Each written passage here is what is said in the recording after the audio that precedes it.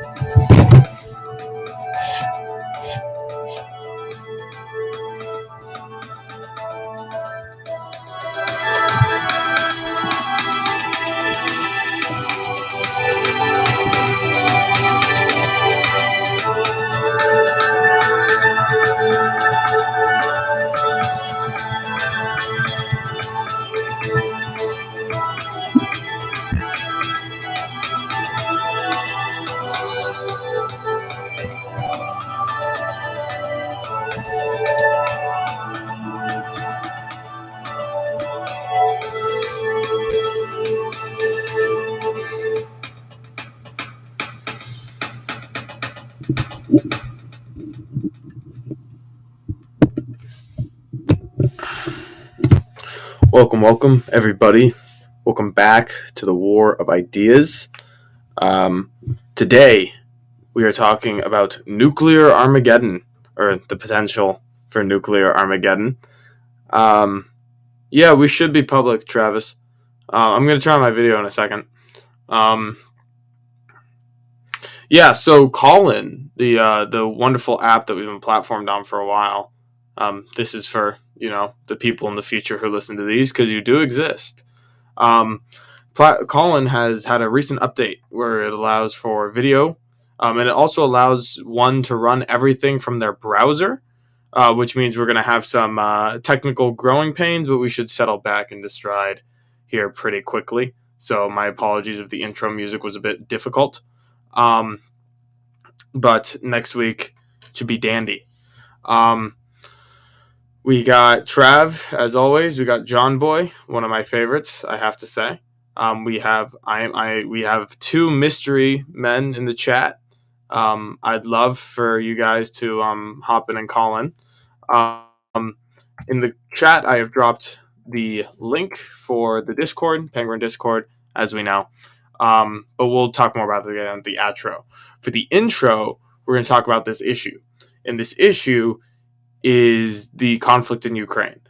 Back in the day, before we were on Callin and we were just on the Discord server, I actually had another show about this back when it started. It was like almost a year ago now, when this stuff was just popping off. And now we're past the popping off and we're more in like the, oh no, there might be a boom territory. So I have a little bit of an opening monologue that is more truncated than usual, because I'm not really an expert on this. And then I have a couple of articles from people who do think about this a little bit more, including one from Callin's founder, which I promise was not on purpose. I only realized that one of these op-eds was written by he's written by David Sachs, who's one of the founders of Callin. I only realized that he was a founder of Callin like after the fact, but I really liked the op-ed, so we're going with it. Much ado, I will be turning on the face cam, and I promise was not on purpose. The face cam for the foreseeable future, because it's a metric that we have now, and I think it makes the show more interesting. Maybe not better, let's say, with my ugly mug, but definitely more interesting. So you can see me talking, and you can see me express with more than my voice. Hello, everybody. Got a little face thing going on here. So we are going to read, opening monologue time. I think that what's going on is kind of scary, and that's pretty obvious, but my reason for why I think it's scary might be a little bit different than just, oh no, there's nukes involved, because nukes are always scary. I wouldn't know. I wasn't there for the Cold War, but they're pretty scary inherently. I guess what I'd say is the scary thing is that I don't feel like anybody has a plan. The Biden administration, Joe Biden, went out on TV and said that, he was worried, we were really close to nuclear Armageddon, which, in my mind is probably something you shouldn't say, in public. I don't think you should indicate to your enemy that he's got your balls in a vice. To use a crude phrase, I wouldn't say that personally, but he did. And the reason that it's concerning is because he doesn't seem to have like a direct plan to get out of it. The general thing seems to be some weird form of like high stakes virtue signaling, to use a very cliche phrase.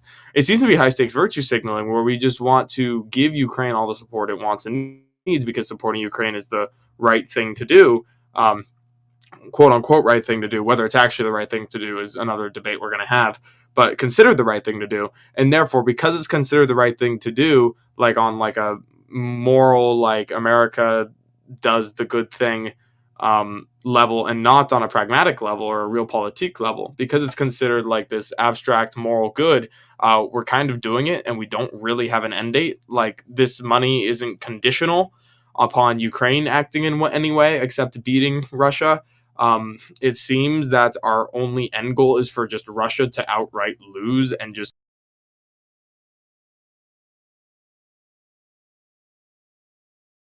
Protect the things that matter to you. Get a free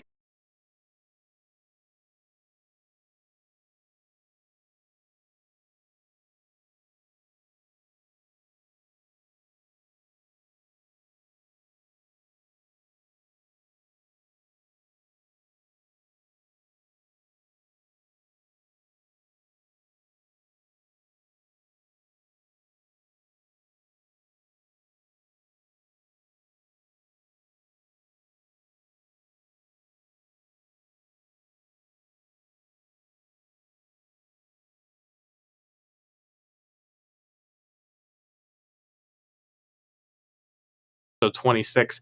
But yeah, it seems like we don't really have a lot of an end date. And the reason I'm being facetious is because I don't know what the plan is. The reason I'm speaking in these sarcastic ways is not because like I hate the Biden administration, although I'm not the best fan of them.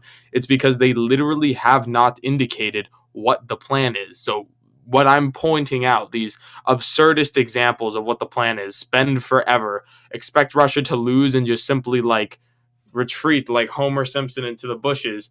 Like for all the evidence we actually have indicates that that might actually be the plan, which is why I think it's scary. So not everybody agrees with this plan. So to bring up some cultural flashpoints, Elon Musk, the South African, very strange personality, billionaire who builds electric cars and space rockets. For those of you who don't know who Elon Musk is, he's been tweeting out what he thinks. There's some other people, Scott Adams, and even David Sachs. David Sachs has been replying to Elon. They've been talking about like potential peace agreements. I don't know why we have people in the public sector talking about like peace negotiations, and everyone in the government is just like spend, holy moral mission, no compromise. I feel like it should be the other way around. I feel like the public should be idealistic and the government should be serious, but apparently not. Or maybe they are serious. We'll see. But we're going to read through a couple of these articles. I have one from USA Today. And I have one from Newsweek. And Newsweek is the David Sachs one, so I'm going to read that one first. As always, if any of you want to call in, all 15 of you, yeah, our numbers are growing. But most of you are like invisible, which I don't know how that works. Industrial war complex orgasm, says Spitfire. Maybe, you could make the argument that you just want war. I mean, like maybe, but if that was true, like wouldn't you just keep doing Afghanistan? I feel like getting into it with Russia is a bit more high stakes.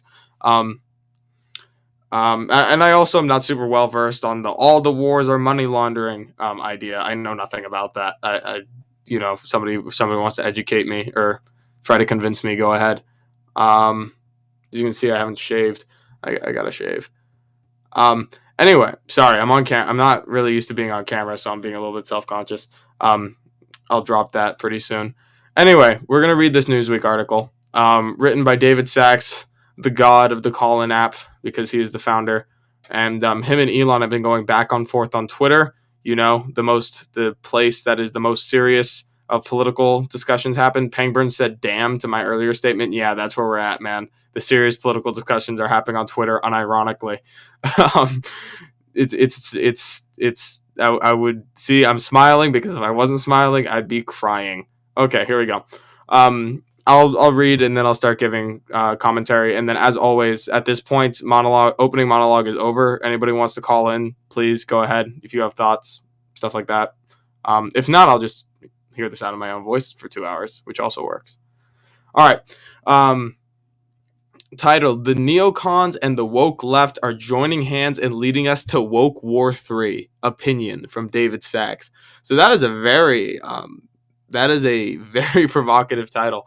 I'm not sure how I feel about Woke War 3, but the rest of it's probably accurate. Elon Musk is in hot water again on Twitter for proposing peace. On Monday, Elon Musk proposed a peace deal to end the war in Ukraine, for which he was denounced as a pro-Putin puppet by the Twitter mob that is formed to police the discourse on all things related to Ukraine. Yeah, right off the bat, Sachs is putting his finger on something really dangerous.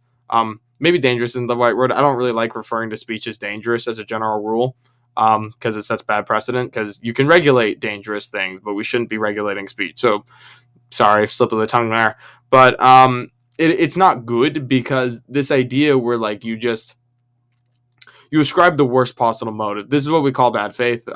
Anybody who's familiar with the Pangburn server knows what bad faith is. It's basically when you ascribe. There's lots of examples, but this particular version is called emotivism.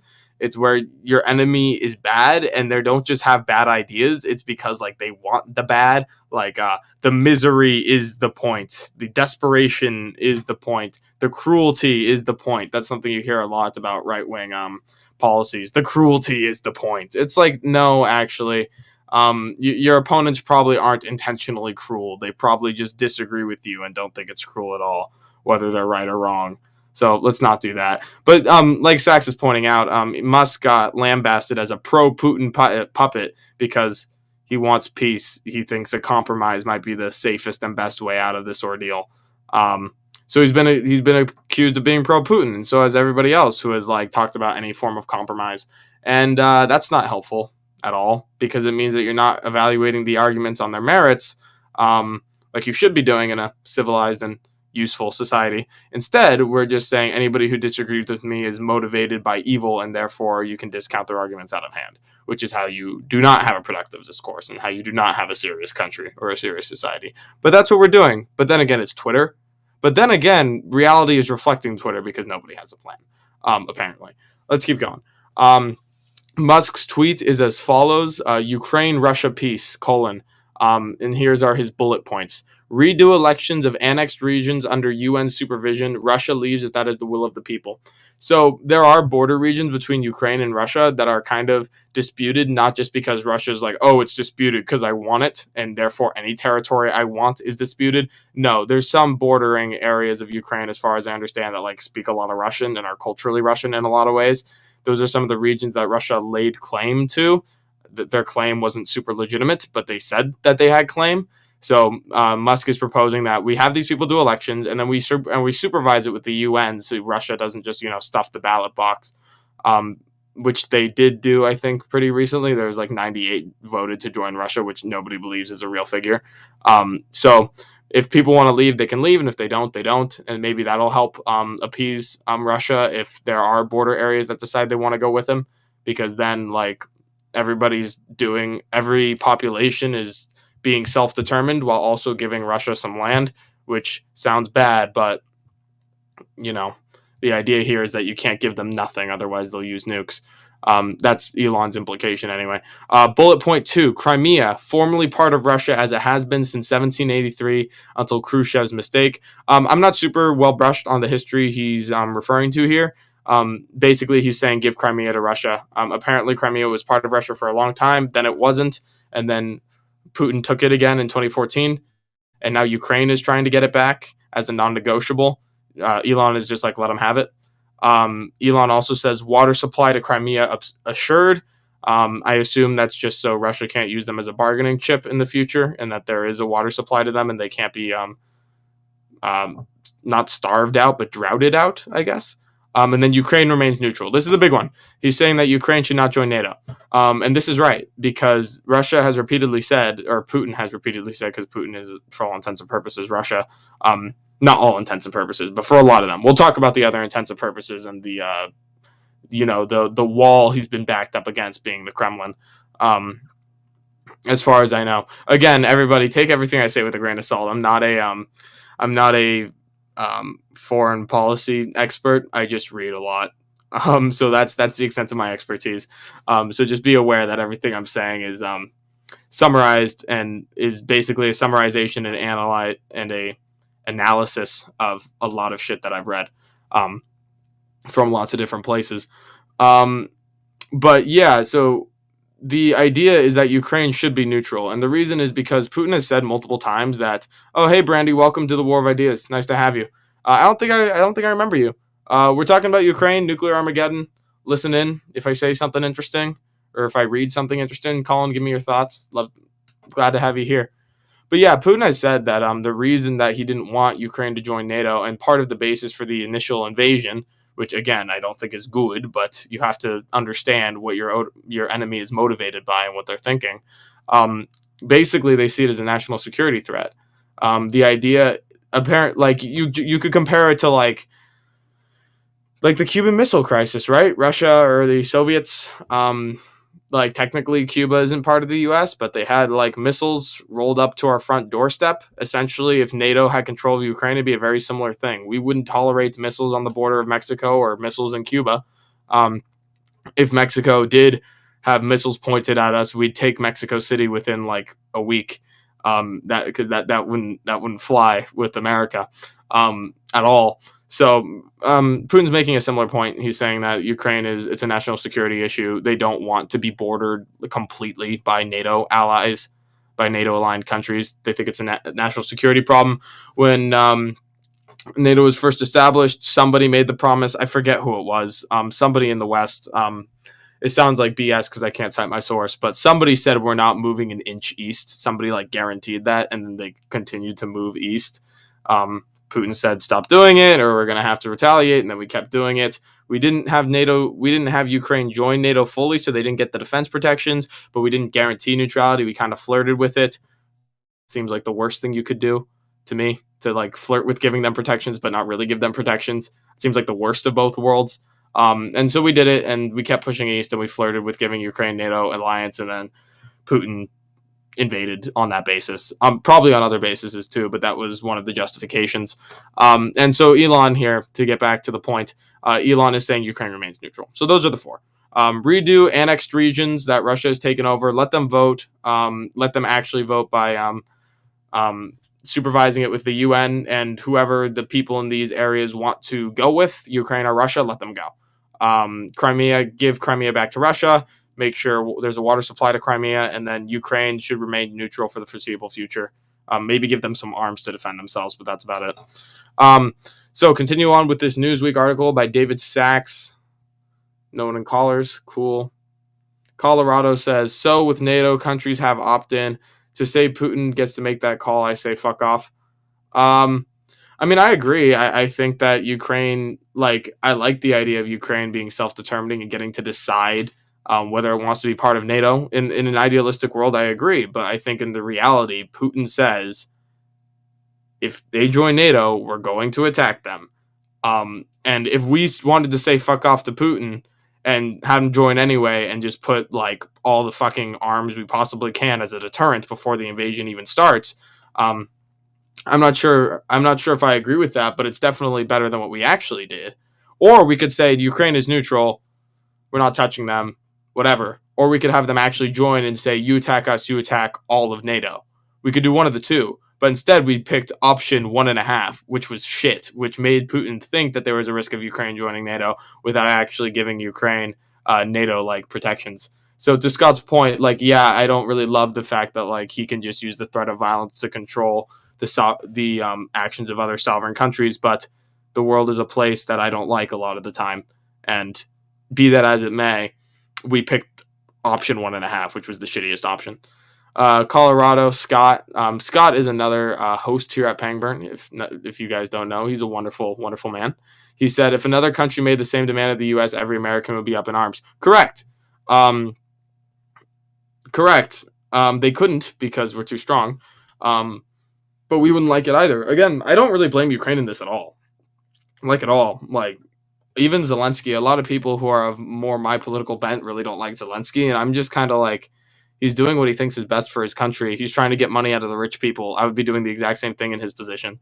But it's not just about Ukraine, because the whole world isn't Ukraine. The whole world is the rest of the world, and we have other considerations. And that's all I'm saying. And that's all. Well, we're going to see what David Sachs says, because I've been talking a lot. I said the opening monologue is done, and yet all I've done is say my own words instead of David Sachs. Yeah. Thumbs up, says Colorado. Yeah, that's right. So back to Newsweek. David Sachs writes, the president of Ukraine himself, Volodymyr Zelensky, I like that accent, accused Musk of supporting Russia, even though Musk's company SpaceX donated Starlink to Ukraine's war effort at an out-of-pocket cost at $80 million. Yeah, in case you didn't know, Elon's been doing that. A GPS satellite would be like more expensive and more easily scrambled if the government decided to like donate one. But instead, he's just done private Starlink. He did the same thing in Florida after Hurricane Ian. Good guy, Elon. I mean, you could say he's a scumbag. Hanging Chad, who is my nemesis, my friendly nemesis, would say the opposite. But I don't think so. Scott says, you handsome bastard. Aw, that's so nice of you. I'm not even shaved. My skin isn't clear. That's nice of you to say, Scott. I got the collared shirt too. I'm gonna try to dress somewhat to impress during these shows. I'll probably also get a new webcam because it's a little bit granular and got fluorescent light, which is not the most epic. We'll work on it. We're upgrading. You know, it's early days. This is 0 year for anybody who reads comics. This is 0 year or year one. We'll continue to develop. It'll be great. Ring light. I actually have a ring light, but not here. I have a ring light somewhere else. I'm already doxing myself a little bit with my background. People are probably going to figure out like my situation now.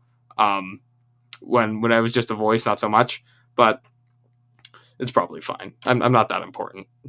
I'm not important enough to have to worry about it. Full disclosure, says David Sachs. Full disclosure, Musk is a friend and I am an investor in SpaceX. Yeah, he has to say that, but also the facts are the facts. Ukrainian ambassador to Germany, Andrzej Milink. I have no idea how the fuck to pronounce that. I'm sorry. I'm sure I butchered it.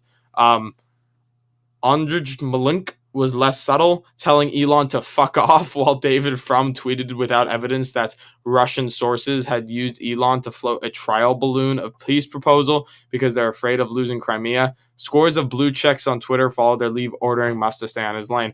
Yeah, of course they're afraid of losing Russia, and we should be afraid of Russia losing Crimea too, because again, I don't want to appease terrorists, because that's essentially what they are. They're using violence to achieve a political aim, and I mean they're a country doing it, but like I don't want to do the appeasement, and we'll get to this argument in a second. But also they have nukes, guys, and if we don't give them a reason not to use them, they might use them, and that's really fucking scary.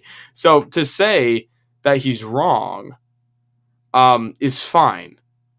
Like, okay, that's a difference in policy proposal. To say he's necessarily like a Russian asset or something, or is that these peace ideas just like the Kremlin seeing what the West will tolerate? Like it's just bullshit. Like the fact that this guy wants peace and wants to avert nuclear conflict means that he's necessarily like pro-Putin is absurd. It's so dishonest. And if it's not dishonest, it's like mind-numbing stupidity if people actually believe this. So it's one of the two. No, not Nivek, because he has nukes, do what he says.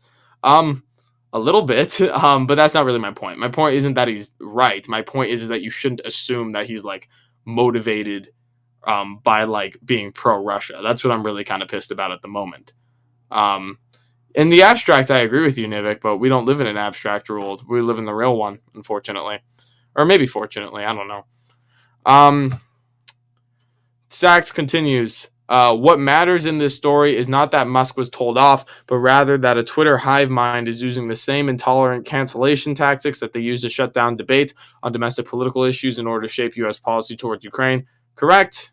Twitter mob is a concept that we've had for a very long time, and now it's applying to actual serious stuff. I mean, all politics is somewhat serious, but this is very serious. Sachs continues. They are doing so by demonizing all dissent, defaming opponents, and closing off as ideologically unacceptable any path to peace or even de-escalation. This is what I was saying. You can't just demonize everything. We have to have a productive discourse. You can't say anybody who doesn't agree with me is pro-Putin and therefore evil. You have to take ideas on their merits, which is, by the way, what this show is about, the war of ideas. I stole it a little bit. It's not a unique phrase, but that's the idea. Take the arguments on their merits. The online mob has decided that any support for a negotiated settlement, even proposals that Zelensky himself appeared to support at the beginning of the war, is tantamount to taking Russia's side, denouncing voices of compromise and restraints as Putin apologists. This removes them from acceptable discourse and shrinks the Overton window to those advocating the total defeat of Russia and an end to Putin's regime, even if it risks World War III. Yes, it seems to be that the only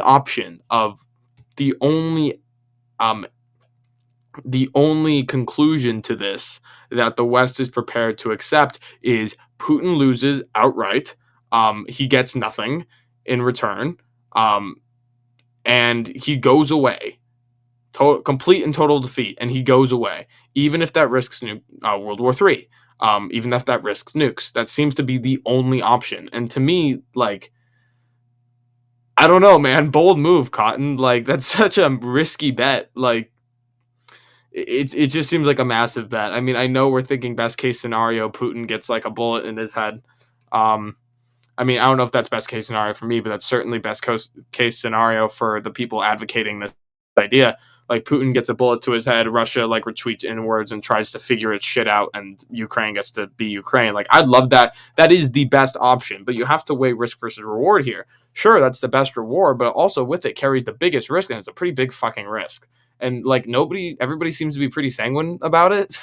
I mean, they're not sanguine in their language. Like we said, Biden said that he was really worried about nukes. Like, he said it publicly, which I don't think he should have said publicly. So like, they're saying that they're worried about it, but the approach doesn't really seem to be taking it that seriously. Murphy keeps saying, is that mic supposed to look like a big black erection? Says Murphy, to be a little bit more comedic. No, it's not. It's just a microphone. Dog, I don't know what you're into, but this does not look like that, Murphy. You're revealing yourself a little bit here. Nivik says you have to draw a line. Yeah, but if drawing a line risks nuclear war, it's debatable. Sorry, says Nerfy. John Boy says, if we concede to the threat of a full nuclear exchange in this case, how do we determine what red line makes the most sense moving forward? John Boy, as always, with the insightful summarization. Nivik, this is basically what you were saying too, but just John Boy says it in a way I like more. Sorry. Yeah, I mean, that's the thing. Like, right? That's the problem. I don't know. That's the problem with appeasement, is that it just kind of incentivizes them to do it again. My thing, though, is that if Russia, like, fails, there's nothing really to keep them from just not coming back and just invading Ukraine again. Also a big thing, we'll get to this later, but like, as winter approaches, Russia's gonna get more powerful as winter is coming. But seriously, I mean, like, you can make the history jokes about how Russia always wins in winter, but because Europe has done the thing where they like believe in only renewable energy and nothing else but renewable energy, they become 100% dependent on Russia for oil, which I'm not the biggest Trump fan, but Trump like said this at the UN. I forget when, it was during his presidency. He said, y'all are dependent on Russia for oil and it's going to bite you in the ass. He said that and they laughed at him. And now here we are. So as winter comes, Russia is going to grow more powerful in the meme sense, based on historical precedent, in the literal sense that harsh conditions is more conducive to Russia's battle strategies, which is just throw guys at the problem. And then in the tactical sense of Russia might start cutting off oil and might start freezing out Europe. And then things are going to get really ugly. Because when you have like first world countries not able to heat their own homes, that's not good. That's not good at all. So all that's on the line. Murphy... John Boy says, says BBC Mike. I will not be saying what that actually says, but yeah, hilarious. Penguin says I look sharp. Thanks, buddy. I was thinking about a suit. I might actually integrate a suit into this show long term. But tonight snuck up on me just a tad. Always a collar. You know, I'm making the pledge now. Cross my heart. Always a collared shirt. Maybe we'll integrate a suit. A Yeti. Yes, this is a Yeti. This was funded generously by the Pangburn Broadcaster Fund, where they help pay for equipment that's dead necessary. My audio was dog shit, so thanks for that. Biden saying I'd F you up to Putin's threats is the perfect response. Is it because if Putin believes that Biden would F him up, and if Putin believes, right? So who knows?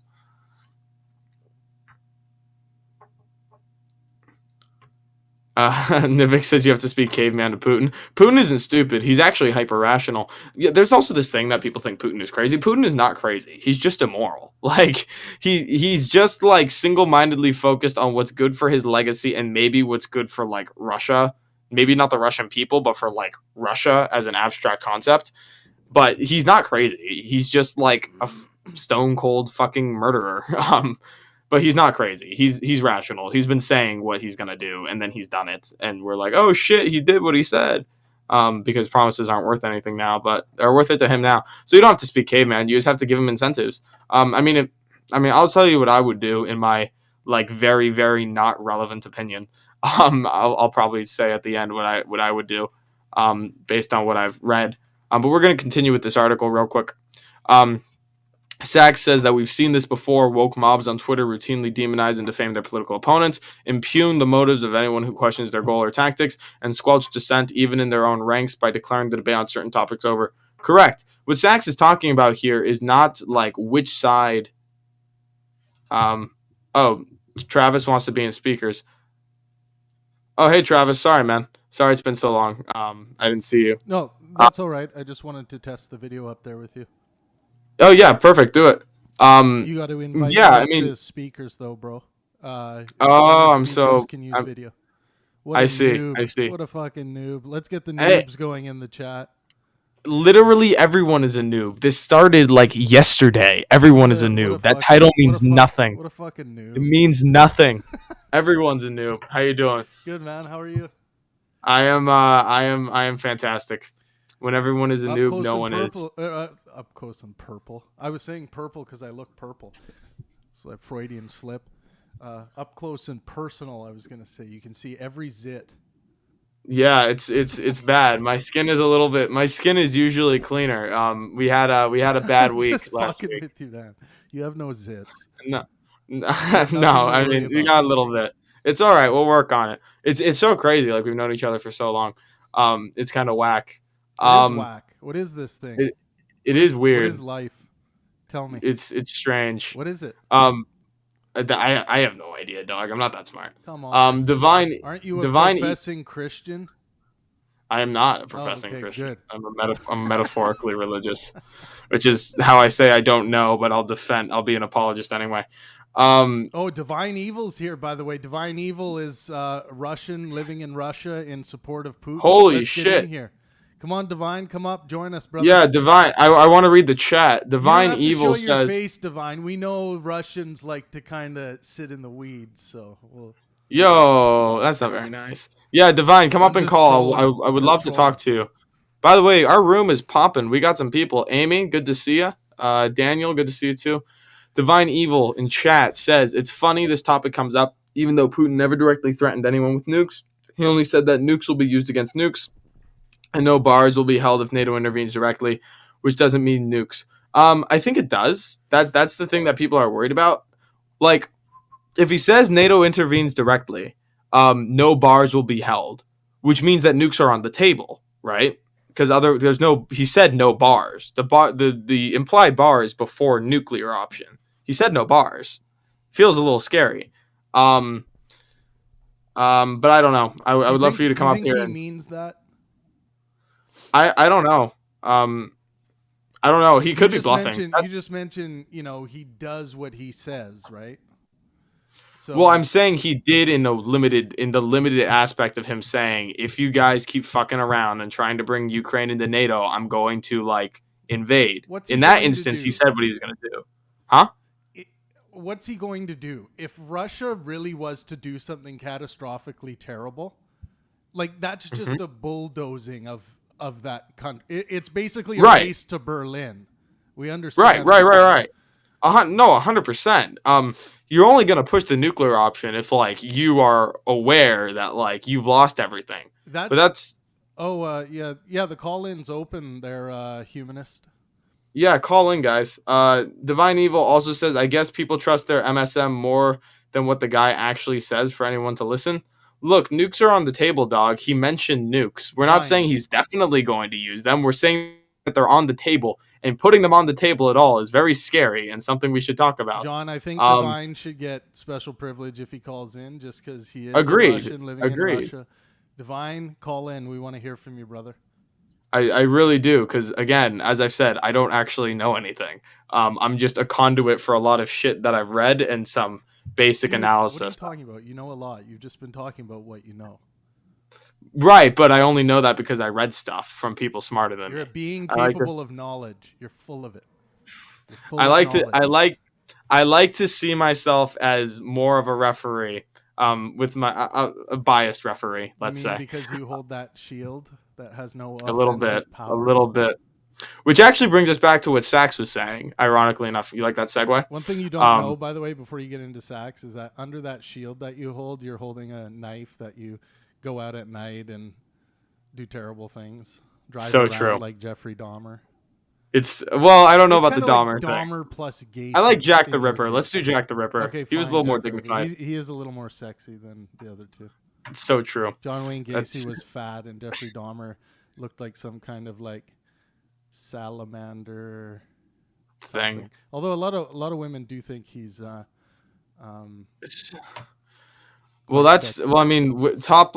five. I heard this from Peter. I heard this like 5 times. I mean, we could go into like Peterson territory, but like apparently the top 5 most requested or like most popular like romantic novel categories for women is like werewolf, pirate, like surgeon, like shit like that. I met a girl one time that was into like monsters. Yeah, man. Preying on it's women, aggressive. not eating them. Well, eating them, but you know. Hey yo, that's a thing, man. Monster. I don't know what it's called. It's not society, dog. No, it's not mine either. I know what's going on. Sean's trying to call in, but Sean, you've been, banned how many times? Are you going to behave yourself? The humanist. Yeah, I don't know if he's still banned. He can't call in. It doesn't seem. It doesn't seem banned right now. Also, like, no, Trav. Like, we have to take into account your unique ability to derail a conversation to something so other. I'm gonna mute. So quickly. It's incredible. It's like instant teleportation. Like, there is no line of logic. You just wind up at like monster form. I like talking it's incredible. About all the little tiny bits and it's good. Going off into those tiny bits. I'm sorry. I'll shut up. It's okay. It makes it more entertaining. I'm not saying it's bad. I'm just noticing. I am going to go through chat here very quickly. Actually, I'm going to go on this first. So this is Zach's point, what I just read. He was talking about how the Twitter mob, like is controlling the conversation to say anybody who like wants peace or disagrees with Putin loses, no concession. He just loses and goes away. Oh, God. David said that? Jesus Christ. No, I'm kidding. No, I mean, I can read it. I just read it. This removes them from acceptable discourse and shrinks the Overton window to those advocating for the total defeat of Russia and an end to Putin's regime, even if it risked World War III. Skip a bit, and it says, squelch dissent, even in their own ranks, by declaring the debate on certain topics over. This isn't good. This is really, really bad. This is why the show is named what it is, and this is why I try to hold the shield and not use the knife so much, is Sachs isn't really saying here, and you'll notice this if you're paying attention, which I'm sure you are, my intelligent audience, he's not actually saying who's right. He's not actually saying that Musk is right. He does agree with Musk. You can see that on Twitter, but that's not what he's arguing. He's not arguing that one side of the war of ideas is correct and one is not. He's saying the war of ideas isn't even being allowed to occur right now because one side is like just says that there is no battle, that there should be no battle at all. More and incentive that's to not good. buy Twitter then, right? Yeah, I mean, Twitter isn't actually censoring it at the moment. Um, but it's just like, Sachs calls it the Twitter hive mind, which is a little bit too like cliche for a term for me to use, but that's really what he's saying. By the way, I just noticed you went 3 buttons down tonight, eh? 3, what do you mean? Oh, yeah. Yeah. Sometimes my shirt decides to unbutton himself. I'm going to steal that line from somebody I know. You're going to come back in 2 weeks. There'll be, and it's just going to be full. Down. It's going to be Magic Mike. Yeah. I didn't think about it, honestly. It's so funny. I was focused on this area on video. I forgot. We are going to go through chat very, very quickly. We're going to speed run this. Video looks great, says John Boy. Amy says, hey. Hello, Amy. Call in, please. Divine Evil says in chat, Divine, if you're not going to call in, keep up with the chat. Keep giving me chats. Keep responding. I want to talk to you. I'd love for you to call in. Please do. But if you're not willing to do that, let's keep the dialogue in another way. Divine says that no bars will be held means cruise missiles and vacuum bombs. Using nukes anywhere in Europe is just as much danger to Russia than the rest of Europe and the world. I don't know what leads you to believe that no bars held means no bars except for the nuclear bar. I don't know how you jump from point A to point B. Maybe that's true. I would love for that to be the case, but you have to assume the worst when you're dealing with this kind of stuff. Like, you can't just assume like the least bad version of things, especially when you're dealing with matters of such grave importance. I would say that you should assume the worst, and there's nothing in his statement to imply that nukes aren't on the table. But to your point, yes, using nukes is called the nuclear option for a reason. If we were smart, we'd say, if you launch a nuke, we sink your entire navy and all of NATO fucks you over. We're not going to use nukes. We'll just beat your ass conventionally because they can do that. We would say that. And that would be what happens if we were smart. The only reason that a nuke would ever be launched is if Russia, I think, and again, you can tell me if I'm wrong, is if Russia felt like they were in a position, or Putin felt like he was in a position, more accurately, where he had nothing really to lose, where his legacy was already shot, where he didn't gain anything out of the war. Instead, he just wasted manpower and money and also lost public favor. And the Kremlin's breathing down his neck as a bad dictator. And then he has nothing to lose. And then he hits the button. And there might be other people who need to hit buttons. And there might be other stuff. But this is my point. You're right. He would only launch the nukes if he felt like he had nothing to lose. So we should probably be really damn careful to make sure he doesn't feel that way. So maybe we should give him a little something to avoid that. Maybe. So basically you're saying appease his psychotic pussification. I know. I don't like the appeasement either. So my mind is really not made up. But that's the steel man of the peace side of things. You know how much I like segues. This isn't really even a segue, but it's just a teleportation. Sean says in the chat, I got that big dick energy. Just if I could pass the tiniest bit of wisdom to you, and maybe I'm wrong, but I don't think by saying big dick energy or that you have it means you have it. You probably don't want to profess that from the top of the peak, because it's the same thing as calling yourself an alpha male. Yeah, it's like if you go up to a chick at a bar and say, I got the biggest dick here, you probably don't. You probably don't. Just saying. Yeah, let's get through the rest of the chat. Divine says his headset is busted. He can't come in. Okay, that's fine. Just keep chatting. Keep responding to the stuff I say. Humanist, is there calling? Yes, but apparently not for you. I don't know why. Maybe try leaving and coming back. I don't remember banning you. Apparently you caused a ruckus on other shows. Will not be tolerated here. You're gonna get shield fucked. Yeah, I'm just the knife will come out. Humanist, I'm sorry if you don't have the backbone to have a real debate. That's on you. Broski, Sean, this is the emotivism thing. Dude, why are you assuming that I don't have a backbone? We got audio. Maybe I can't let you in because I don't know how. Maybe I'm just stupid at electronics. Let's not jump to the worst option. Please and thank you. You have audio in the caller queue, by the way, and they turned on their camera last time, so maybe they could come up to speak. Okay, perfect. Yeah, audio. We're gonna blitz through the rest of the chat, and then we'll get you in there. Cool. It's harder. I can't see the call. That's great. I can't see the caller queue anymore. Because of where the video is. Yeah, thank God. Trav is muted. Finally. Christ. Ah. No, I'm just kidding. It's weird. I have to scroll down to see the caller queue, so sometimes I'll have lack of object permanence. So if somebody's in there, just shoot it in chat and I'll find it eventually. Humanist says, of course you guys are afraid. Dog, I'm not afraid. I just don't know how. I'm just stupid, okay? I'm stupid with electronics. I don't know. This isn't me. If you want to have a debate, put it in chat just like Divine Evil is doing. I'll respond to your points, I promise. Nivik says, if Putin's struggling now, you think World War III option would work out good for Putin? Call his bluff and go all in on his threat? Call his bluff of tactical nuclear warfare and go completely all in. I mean, I appreciate the directness. That is a take. Divine Evil says, indeed, the Russia is nowhere near the position where it has nothing to lose. Russia is winning, and at this point, there's no matter of indirect support that's going to change that. Maybe. But also, it's not just about Russia. It's about Putin, because that's why I'm like, it's about Putin having nothing to lose. Is the fear at least.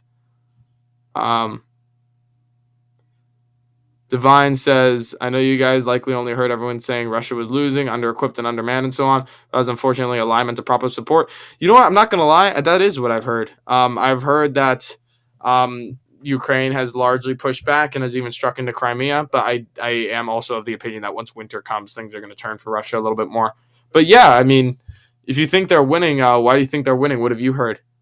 I guess we could have you're saying that I'm being propagandized to. I think there's an equal possibility that you're being propagandized to, too. I don't think that there's any such thing as objective news anymore. So I'm curious where you've heard that. Russia is winning. Is that what you call winning, I guess? Yeah, I mean, we've heard different things from different sources. The Humanist says, I'm sorry, Travis is just cowardly. Yeah, Sean, Sean, this is official warning. If you do this thing where you attack people personally again, this is 2 strikes. You already assumed the worst intent out of me. You are now assuming bad intent in Trav. Don't do it again, please. I want to hear your ideas. I just don't know how to bring you in. You should be allowed in. I haven't banned you. I don't know what's wrong. I'm sorry. If you want to participate, text in the chat. Do it. It's not that hard. We'll respond to you. But no more personal attacks, or I actually will have to ban you, because them's the rules. Divine Evil says, you have nothing to fear. Just saying, unless Biden's cabinet decides to start throwing nukes first, Putin is probably in the best position he's been with a lot of internal and international support. Okay, interesting reports from Divine Evil. I mean, that helps me a little bit. I'm sorry you seem I care, says Humanist. Yes, I do assume you care. You're here, and it seems you want to participate because you're here. I kind of assume that you want to continue to be here, and therefore I assume you care a little bit about the rules. If you don't care at all about our very, very, very broad rules, which is just don't insult people and try to be helpful, if that's too much for you to handle, if that's really too high level of rules for you to handle, leave. But if not, we'd love to have you. Audio, do you want to come up in the speakers, buddy? Can you hear me? I can hear you. Do you want to go cam? You want to be a cam? You want to be an e-boy like me? Yeah, sure. I don't know. Do you control it? I do control it. I am an archangel here, second only to the god David Sachs, apparently. How you doing, buddy? Good. How are you? Good. I met you. How to address what? You just turn on your camera. It's the same button that you hit for the mic for non-muting. Oh. Yeah, I see it. Yeah, I can't read the whole title. It says how to address the something. I don't know, but it's the Ukrainian conflict. Yeah. Well, I don't know. I mean, I feel like Putin's pretty pragmatic and reasonable, but he's not going to back down. And then so it's stuck with these vicious Ukrainians. You don't know who's vicious, who's not, because I feel like the media here, it's just so propagandized that we don't get a full, accounting of the situation. But I don't know. And then today we're told that Iranian suicide drones, it's like, dude, they're just lumping it all together. Do we really believe that those are fucking Iranian drones? I don't know. I mean, I'm not sure what you're referring to here with Iranian drones. John Boy is asking what countries are supporting Putin. I don't know if any are. I haven't read anything. If anybody knows, put it Yeah. up. Divine Evil. Divine is saying that he gets Seriously? his info from YouTube, so he's not being propagandized too. I mean, I use YouTube too.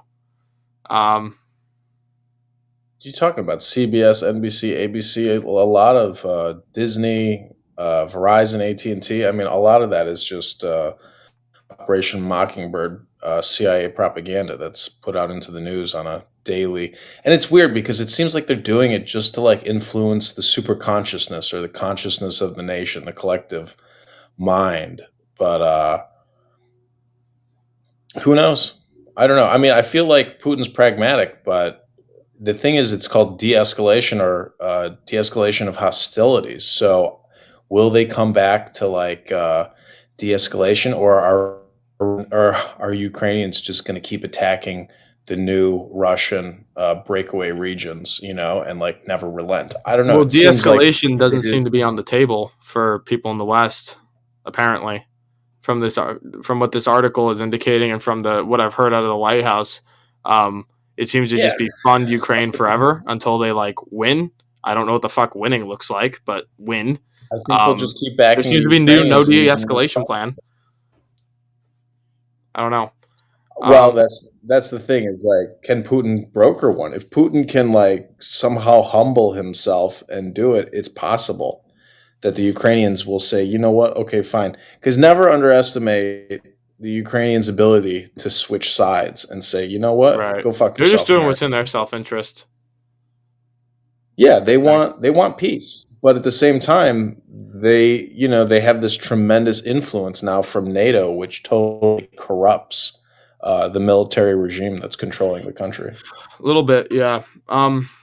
Yeah, I mean, I think some sort of compromise is probably right. Like, again, I don't really hate what Elon said. Give them back Crimea.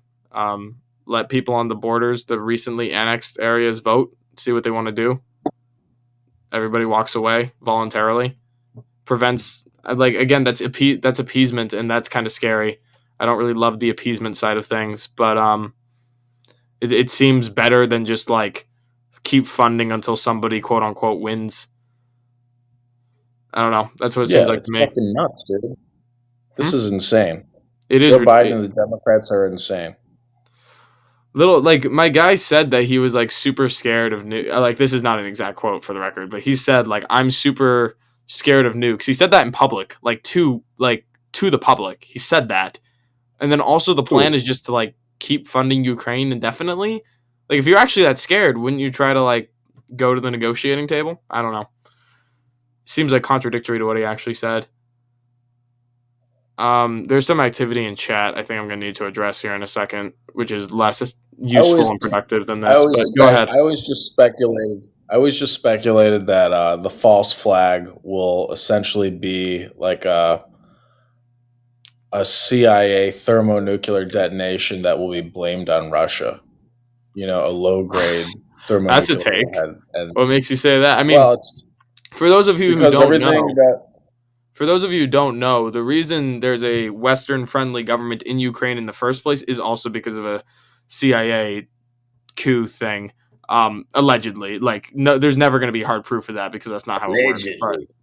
But allegedly, it was a Russian-friendly president, and then all of a sudden there was a very violent coup uprising thing that was very convenient, and then Western-friendly government got installed, which also explains why Putin might be skittish. Not to say it's good to invade a sovereign nation, but that would also explain it. Why do you think the CIA is going to launch a nuke exactly? We can't brush past that, and then we have to go to chat and deal with the children squabbling. Just because all warfare is deception, propaganda. You can't convince, like in the case of Iraq, Afghanistan, you can't convince 200,000 Americans to put on backpacks and carry rifles and go invade a city and fight to the death.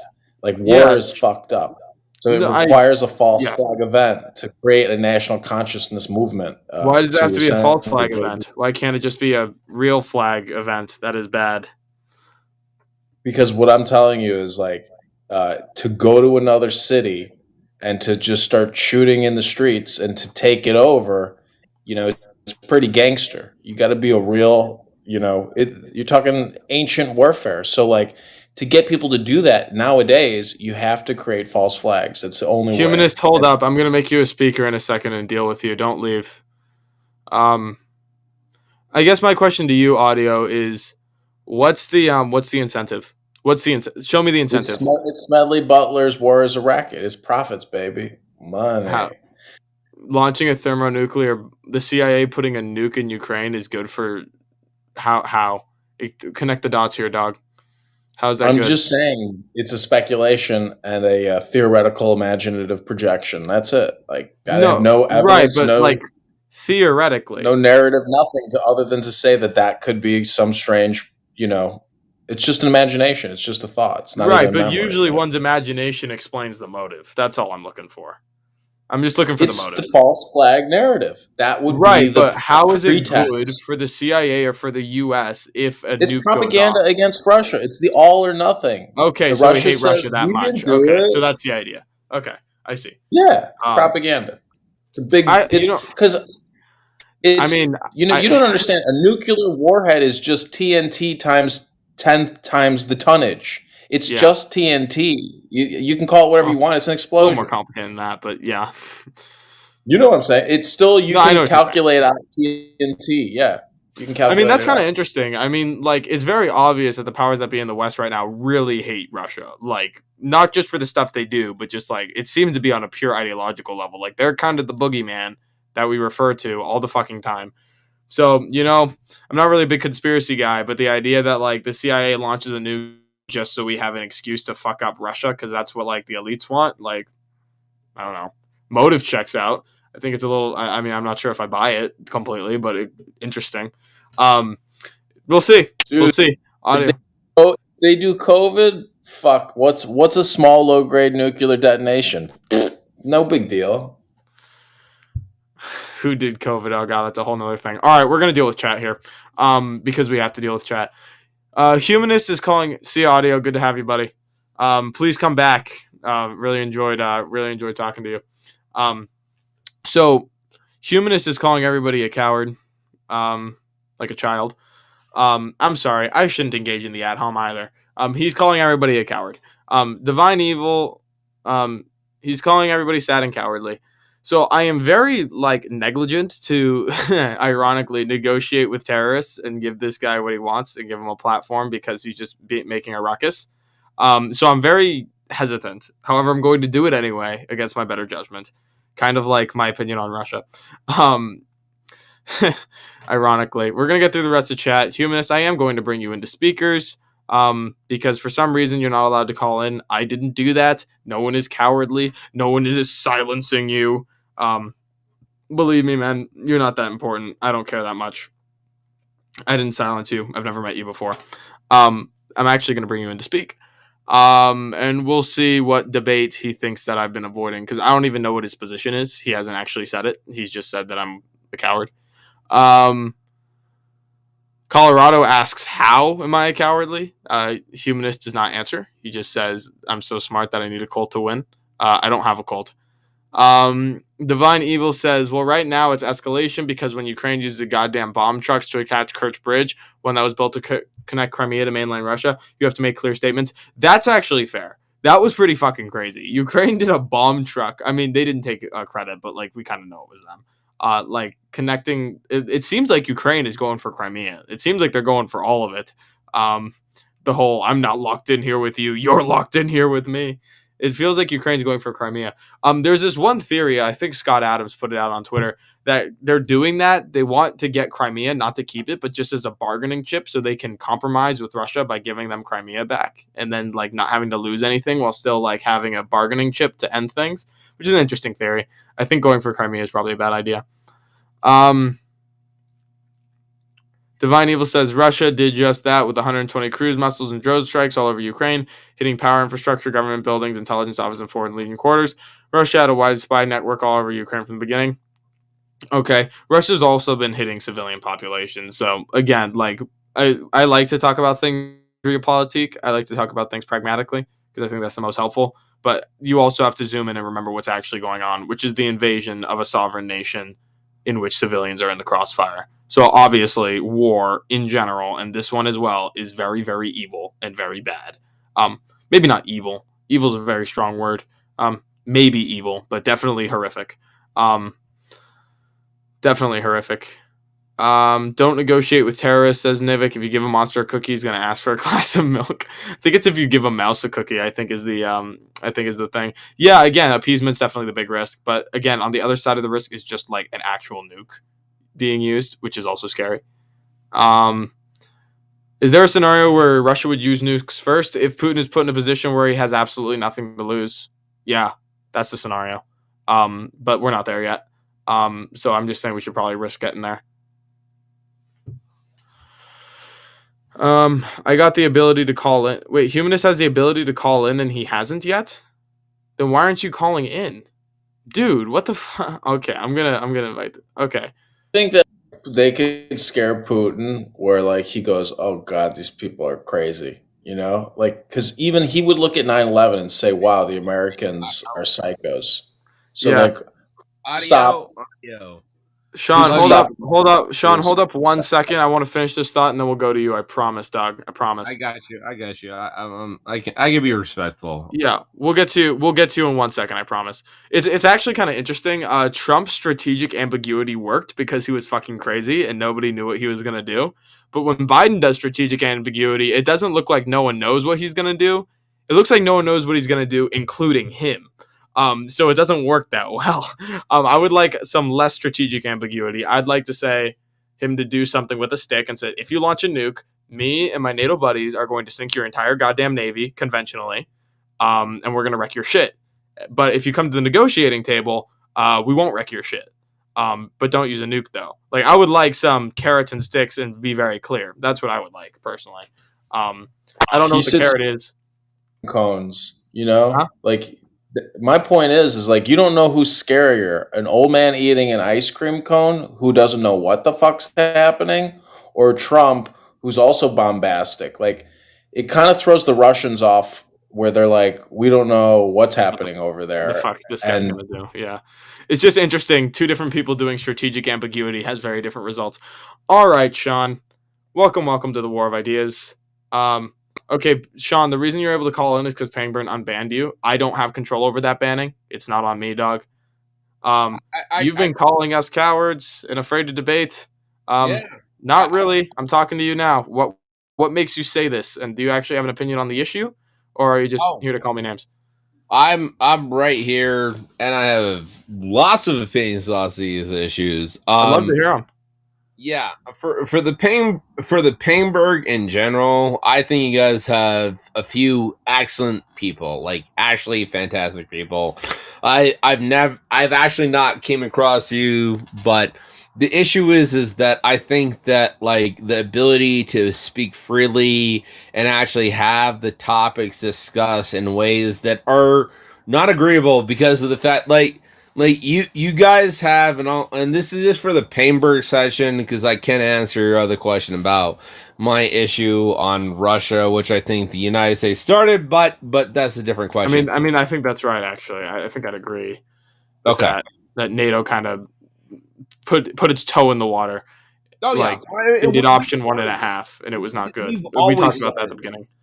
I mean, well, we can even begin with this. I have no honestly, I have no issue with you guys in particular. It's just that if you guys want to present yourself as like the open source condition of conversations, you have to represent that. There's been a limitation of that, and so that's you think I'm not. No, not you personally. Listen. You automatically said in 100% agreement with you.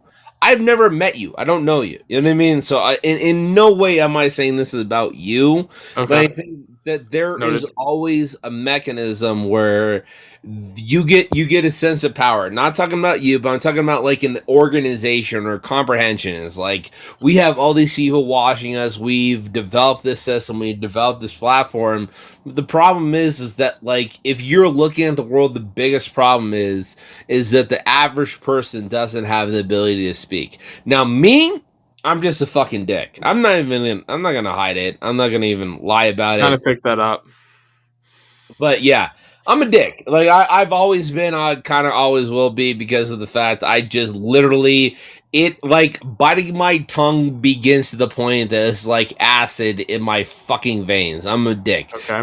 So I'll be that, but I'm not like I'm not Trav, hold on. somebody who's dishonest. Yeah, go ahead. All right. Can I ask you? So what? I mean, this is a little bit off topic, but it's kind of metatextual. It's about how we conduct the war of ideas here. I guess what rules do you feel like are overly restrictive? Like, what's like? Because as far as I understand the rules, it's just you can't insult people personally, and you can't like just repeat an idea over and over and over.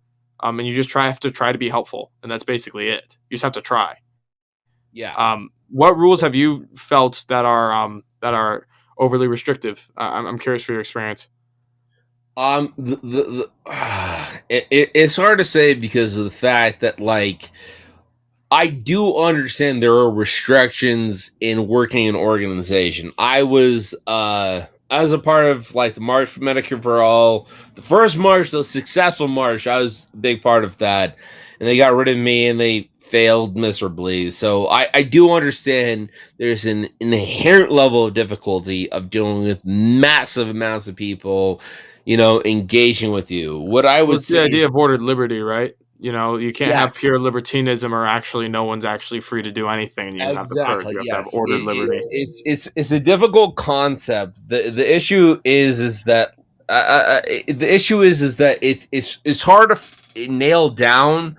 But if you wanted my actual opinion on this, like honestly, like, and I've actually spent more time dealing with this, thinking about this, because if I fail at something, I'm not the person who just like, oh, hey, everything's okay. I just did. I literally, I will incessantly think about it. The problem is that the major problem of most organization isn't based upon communication.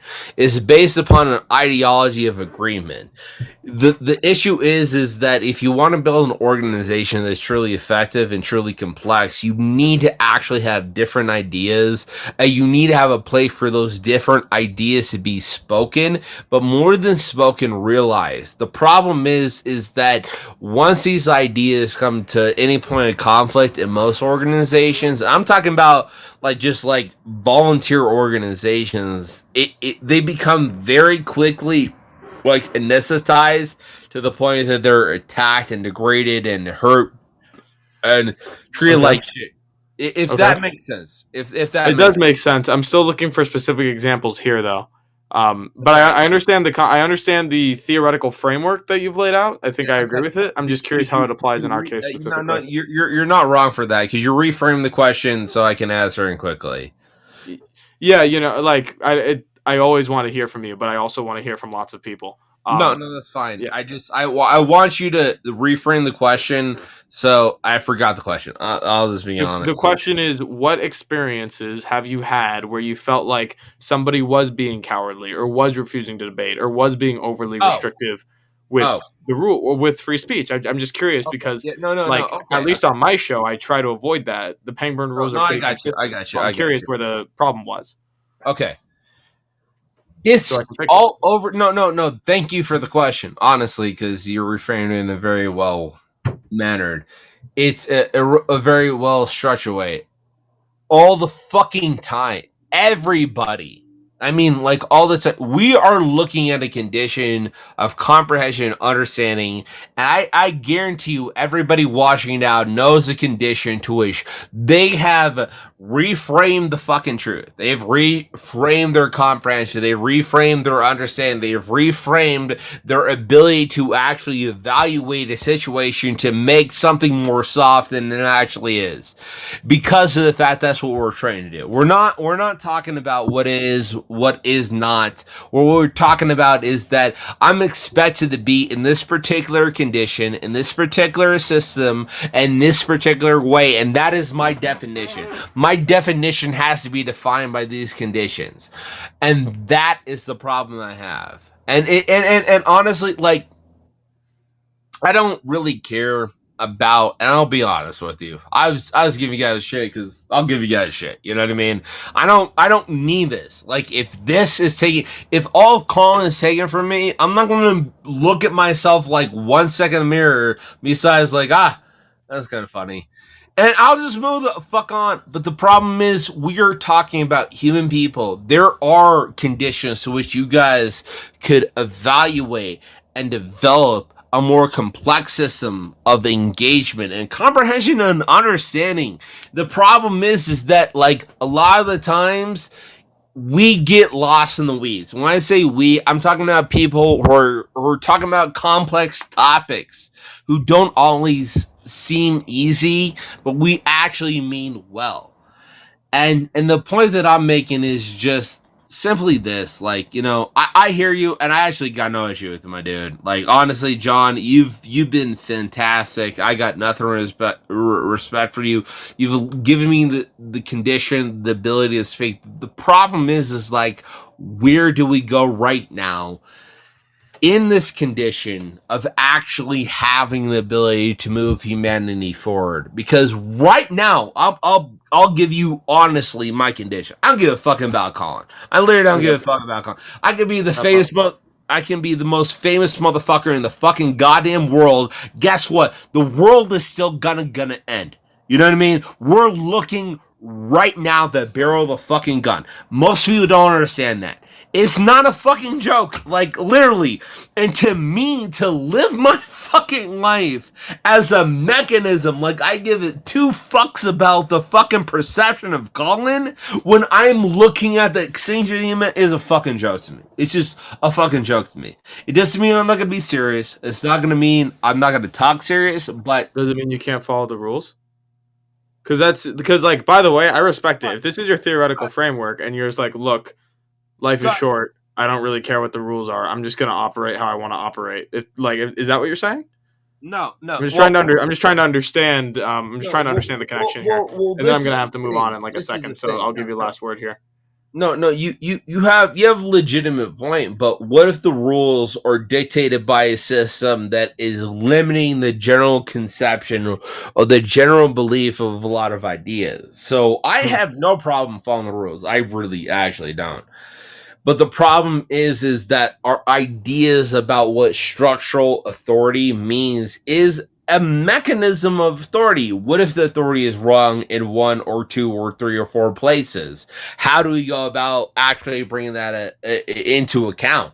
And on top of that, as just a fucking viewer, you know what I mean, or just a person, like, imagine going, like, literally, I'll end it on this, but yeah, AOC recently just got yelled at. I agree with everything that they yelled at her.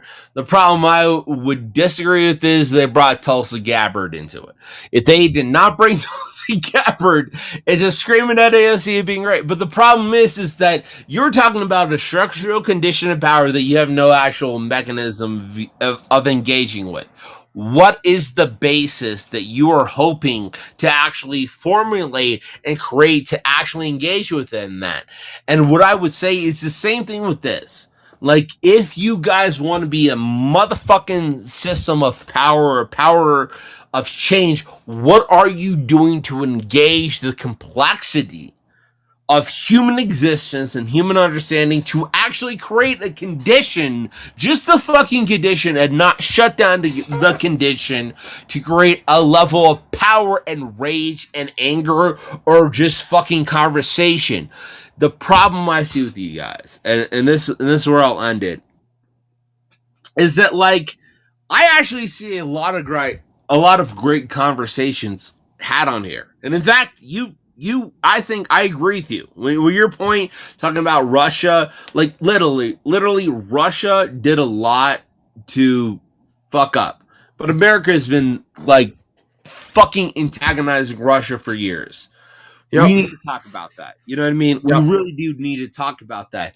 But you guys, you can't have this as a mechanism. If you guys actually care about journalism or you care about elevating, like, mindsets, mentalities, you cannot limit your comprehension to one way or another.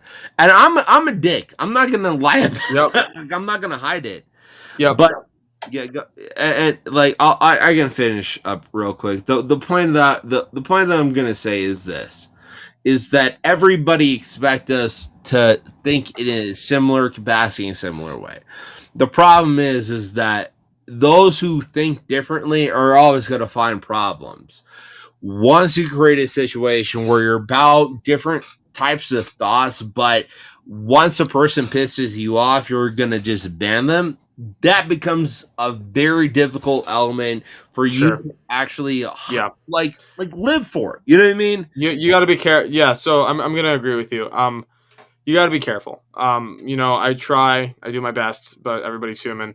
You try to limit how much emotion comes into your decisions, for sure.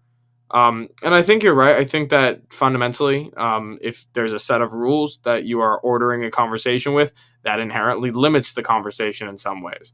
So that's true. We try to make our rules as like permissive as possible and as simple as possible. But there is always that risk. So I want to say thank you for calling in, Sean.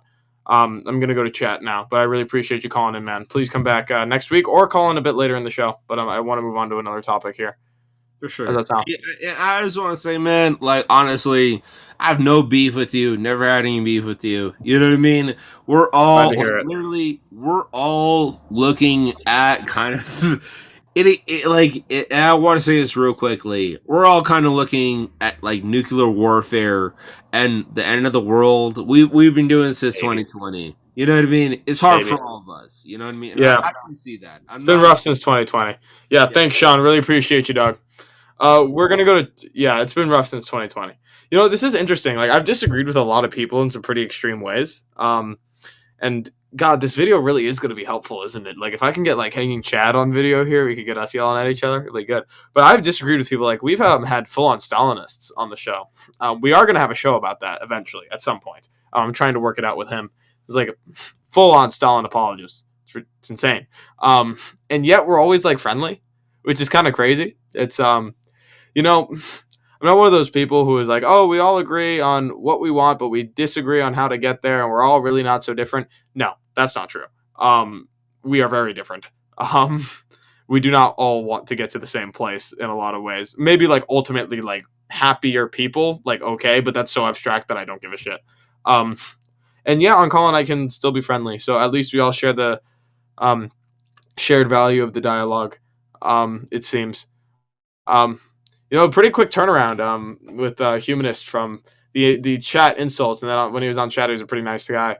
It's interesting. So Divine Evil says that, John Boy, if you're living in Europe or the USA, you shouldn't be much more concerned with the local situation. Proxy war is a great way to launder money and distract people from the massive amount of issues at home. So I think the back half of that is definitely true about the benefits of proxy war. I don't know if that's what's created this specific one, but if Divine Evil says we don't have much to worry about, that's somewhat comforting, I guess. He's on the ground. He's in Russia, so that's cool. I don't know how much you really know Putin's mind, but you probably know it better than I do, so cool.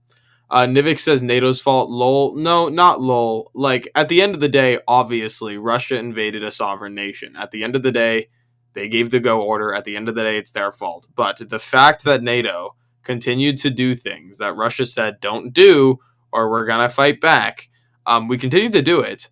And then we did the worst possible thing where we didn't give Ukraine NATO protection, but we kind of flirted with the idea of giving them NATO protection. Like, all of that, I got to give NATO some of the blame, a little bit. It's a little bit the West's fault, a little bit. There's stuff they could have done that probably would have avoided this. It just seems really obvious, at least in hindsight. That doesn't mean Russia isn't ultimately at fault, but there's something to be said that NATO fucked up a little bit here. Pamer says most people know how to follow the rules. Divine Evil says Biden isn't even represents himself well, let alone the U.S. people. Correct. He's a scapegoat that is going to be used for the faults of the government, just like the rest of the presidents before him. Correct. John Boy says you don't have to be a dick. Yeah, man, with rules, yeah, I think rules are dead necessary. I believe in ordered liberty. I try to be as broad as I can. So does everybody at the Pangburn. Some people are more emotionally controlled than others because we're all human. I try to be very limited. I think I do a good job. I don't think you'd even disagree with that. But we have to have some rules, because if it's completely anarchistic, I wouldn't even be the host, and everybody would just be yelling at each other. It's a bit of a straw man, but the point is that we do need some rules, even though they do present the dangers that you said, Sean, of limiting discourse, of structuring the truth in a particular way that limits discourse in a particular box. That's true, but there's no such thing as solutions. There's only trade-offs, and that's a trade-off that I'll take every time. Nivik says ideology of agreement sounds like communication to me. Same language. I don't know what that means. No idea is ever turned away here. The grapes oh so sour. That's not true. If we have the idea that because you disagree with me, you are intentionally evil, we turn that idea away. We do that, but no idea based on the directed towards the merits of an argument will ever be turned away. I don't think. I mean, I'm trying to think. There might be some lines that I might have a hard time participating in, but I don't really think I'm bound to encounter anybody who's actually gonna push my tolerance over the edge. Gish Gallop. Brady Crow has Cam. Brady Crow, yo. Hold on. There's a lot of chat here. Yeah, Brady, if you have Cam, I'm inviting you to speakers. Hold on 1 second. I'm excited now. So here's what we're gonna do. You're gonna come to speak. I'm gonna finish with chat, and then we're gonna have you talk. We're gonna do this. I just want to finish up chat. Taking Putin at his word, lol. No, I don't think I'm like not making the positive claim that Putin is definitely telling the truth. I'm saying that when you're dealing with nukes and you're dealing with threats, you have to take it seriously. There's a very real possibility that Putin is just bluffing. Like, really, there is. But like, you can't, like, it feels really risky to bet on that. Because there's nukes involved. It's like it's a problem that the human mind has. It's a thing that the human mind has trouble with. It's like low probability of it happening, but very, very large consequences if it does happen. It's like it's very difficult for the human mind to like evaluate the overall risk level in those situations. Having hosts from all worldviews, so true. Still no clear points of contention. This is why the rules are made to keep conversation going somewhere. That's correct, Divine. Putin's a might makes right type of guy. Correct. John Boy says, I missed that last comment, but yes, I'm very concerned about domestic issues, U.S. propaganda, and endless foreign intervention. I'm personally very critical of much of our foreign policy. I am as well. Nevertheless, I'm concerned about a nation states going to war over territory, especially with the potential for escalation. Yeah, agreed. Brady, I invited you to speakers. Take the invitation. Come on up here. Use your cam. Do it. Do it. Otherwise, I'm gonna go to the article again. What's up? Hey, buddy, I remember you from Sunday. I do poke my head in at other Pangburn events sometimes. Not as often as the other broadcasters. The other broadcasters are absolute units, veterans. They go to like everything. I can't do that. My time management isn't that good. But I remember seeing you. So, Brady, what are you thinking, Doug? You're muted, Doug. You're muted. I don't know what you're saying. You're muted. Also, we are going to have to go to the YouTube chat eventually. I just realized that this is being streamed on YouTube, so I should probably go to YouTube chat. But yeah, Brady, go ahead, buddy. What are you thinking? Works really great. I'm using my cell phone data right now, and so it's running. Getting notifications. Would you silence your phone? If you don't sorry mind? about that. No worries. I can do that for you. Absolutely. Thank you. So nice. Should be quiet. I'm going to get a Slack alert. It's going to be very embarrassing. There we go. That's better. Hopefully I can still hear you. Oh, yeah. I turned the volume off for you guys. Okay. We should be balanced now, hopefully. Good? All right. Yeah. All right. Give me what tell me what you're thinking. Yeah, as far as Ukraine and presidents and stuff like that. Yeah, dude.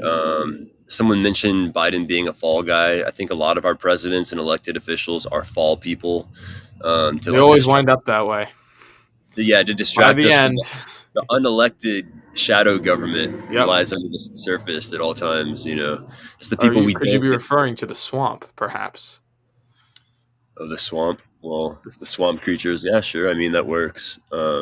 As long as you consider Donald one of the swamp creatures. You think so? Hold on. Well, What makes you say that? That's interesting. I'm not like the biggest Trump stan in the world, but I am curious why you think Trump is part. Like, wasn't his whole thing that he was just like a fucking real estate TV host guy, and then he just came in? he was a student of Roy Cohn. Roy Cohn, I believe, was a lawyer and super creepy pedophile. Right. He was a member of the elite for sure. For sure.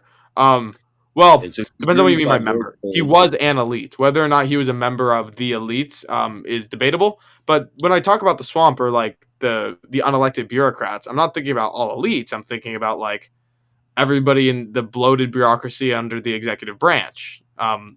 Is that what you're saying, or are you just saying he's a member of the elite writ large? far beyond the executive branch, even completely people who are completely outside of government from the private sector. Yeah, I guess. Yeah. I It's guess that's true. Dude, you're just far making me sadder. beyond- Trying to limit the problem here. Wait, what? No, you're right. So you think he's part of that? Like he was a lobbyist? Is that the idea? Well, I think we can both agree that Roy Cohn is like a textbook definition swamp creature, right? I don't know who Roy Cohn is, but I'm just going to assume that's true. Total swamp creature. How about Alan Dershowitz? Swamp creature? I have heard that name. Don't He's a know lawyer him. for the Clintons. He was a lawyer Okay, for right. the Clintons. And closely affiliated with Bill Barr and Jeffrey Epstein. And how about Bill Barr, for example? Bill Barr, swamp creature? Yeah, but he's like an attorney general though. Like that's a little bit different to me. It's like you actually have a job. It feels it's a little different. Being part of the cabinet, like the explicit cabinet, I feel like is a little bit different than being one of the thousands of staffers and like thousands of 3-letter organizations. Like I see what you mean, but those are a little bit different. But yeah, I mean, Trump was like rich elite guy. I'm sure he had friends who were connected to the swamp in some capacity. Not like, but wouldn't you expect that whether or not he was complicit because of just who he was? Like he was one of the elite. Of course he knows people who knows people. What do you think? Yeah, there's not much about Donald that really surprised me. My question though is, what is a swamp creature? I What mean, constitutes a swamp creature? this is going way off topic, so we're going to answer this question, then we're going to try to get back to Russa. And we That's also fine. have action in the chat I'm going to read in a second. But what defines a swamp creature? To me, a swamp creature is... God, I'm coming up with this definition on the spot. I'm sure you're going to tear it apart. But anyone who is involved in the workings of government, who is not elected, and cannot be more than one standard removed is going to be the line. So if you actually staff a bureaucracy, you're in. If you are one standard removed, if you know people and you have influence, if you're like a direct lobbyist, you're in as well. If you're past that, maybe I think you're a little bit too far away to be considered part of the swamp. Maybe there's gradations. It's a spectrum of swampiness. There is no swamp binary. What is a swamp creature? We gotta get Matt Walsh here to investigate. To the swamp. If they live in Florida, if they're from Florida, they're close enough to the swamp. They have swamp proximity. Just living in Florida is enough to have swamp proximity. Yeah. Did you have any thoughts on the Russia thing, or you just here to talk swamp? God, dude, we're all being led into World War III and nuclear destruction as a means to justify kind of like wiping out the working class, the unnecessary working class. So if you want to make yourself necessary, I was with you in the first half. You would do really good to focus on the elite vampire network of creepy douchebags. Like call on the Joe Biden's laptop. Call out Pizzagate, investigate Pizzagate again, all that stuff. If you focus on all those things, like we could just arrest these guys and redistribute their wealth instead of falling victim to their crap. Which what they're going to try to do next is we're going to have election nonsense. Our next election is going to be fucking insane, dude. Midterms There's no denying it. We're headed towards a disaster. We're headed towards an absolute disaster. You've given me so much information about you so quickly. If we don't counter the narrative now, it's going to lead to civil war. It's going to lead to our own destruction. So, I mean, enjoy what you can now, because it's never going to be this good again unless we make some major big changes, major huge decisions. Time's running out. So, like, you have told me so much about you in such a small period of time. It's incredible. I'm going to try to pick that apart like a little bit. Also, everybody call in for the love of Call in. I guess I could say God, love of God. I don't know. I'm using it as a euphemism. Don't worry Praise about dog. it. Huh? Oh, Praise dog. You're hilarious. Anyway, Right. okay. I'm gonna pass the So mic. why do you think that the nuclear option is inevitable? Because I'm worried because low probability, high stakes. But you seem to think it's kind of inevitable. Divine Evil has been putting in chat how he's from Russia and he really doesn't think it's actually going to be that likely. I also think that it's going to take a very specific set of circumstances for that to even be on the table. And even if Putin does press the button, there's other people who have buttons that I'm not sure would launch. So why are you so sure it's definitely going to happen? And then we're going to talk about the redistribute the wealth. It's all about the working class stuff. I can't wait to have an economics episode. This is going to be fucking crazy. I got to get Mace up here to back me up. But yeah, why do you think it's so inevitable? I don't think it's inevitable. I think we can reverse course, but I think we should why do you take think it it's so seriously. likely then? I think we should pretend as if it is imminent. We should behave as if it is imminent because we really are flirting with fire when we have the government investing in radioactive recovery pills and stuff like that. Right. I heard that. For those of you who don't know, they invested like, I don't know, a quarter, like 200 mil or something into like pills to help you with radioactive sickness. And imagine we could have fixed the water situation. When did that happen? Yeah, just recently. A couple weeks ago. We could have fixed the water Hello, situation. Disembodied Voice. Nice to meet you too. Money. There's I'm a lot of rat things we tech. could I don't want to have. be radio. Say again, Brady. Sorry. You're on a hot mic. Heads up. Yeah. I hang out with my friend. What's up? This is Cameo. So say again. Yeah, I mean, water system's fucking crazy. That's a whole other episode. That's a whole other thing. They're about to dump a bunch of nuclear waste from the Japan Fukushima reactors into the ocean, like hundreds of thousands of gallons of water into the ocean from Fukushima again right now. You know, we should take this stuff very seriously, and we've really got to get control of not only our elected leadership, but of ourselves, because we are equally culpable. That's we true. Allow them to do this. That's the most base thing you've said so far. I agree. Yeah. So as much as we criticize leadership, we should also be self-critical as well. We should stay balanced in that way. Correct. Make sure we're staying critical of ourselves at the same time as we're critical of leadership. You know, it's like while you obsess over the speck in your neighbor's eye, meanwhile in your eye there is a log. Yeah. Yeah. You know where that's from? Yeah. There's a lot we can do outside of voting every day, is what I like to say. You know, your thoughts, your actions, your purchases, your decisions. Holding ourselves accountable, I think, would be really maybe even more productive than trying to hold our leadership accountable at this point. I think that's right. I think that's right as well. I agree with you 100%. Very Petersonian point, actually. Well, how about those YouTube comments? I'll leave some room for that. Yeah, I'm gonna go to chat. I'm gonna go to the chats. I want to talk to you about why you think it's like directed at the working class. That's very interesting. We're gonna get there, I promise, if you have time.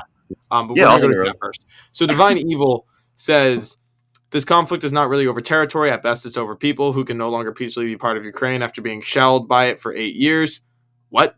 But most of all, Ukraine was essentially being turned into a war front against Russia with NATO training, weapons, and funding. Russia would have to fight war one way or another. Yeah. So the back half of this, I'm sympathetic to.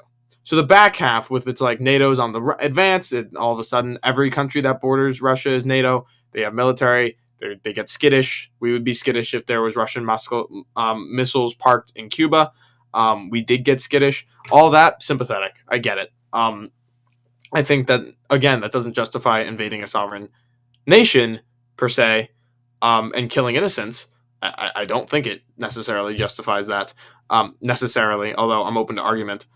As always. But the first half, I'm not so sure what you're talking about, Divine. This idea that like Ukraine was shelling its own people for 8 years, I have never heard that. So please let me know what you're talking about there.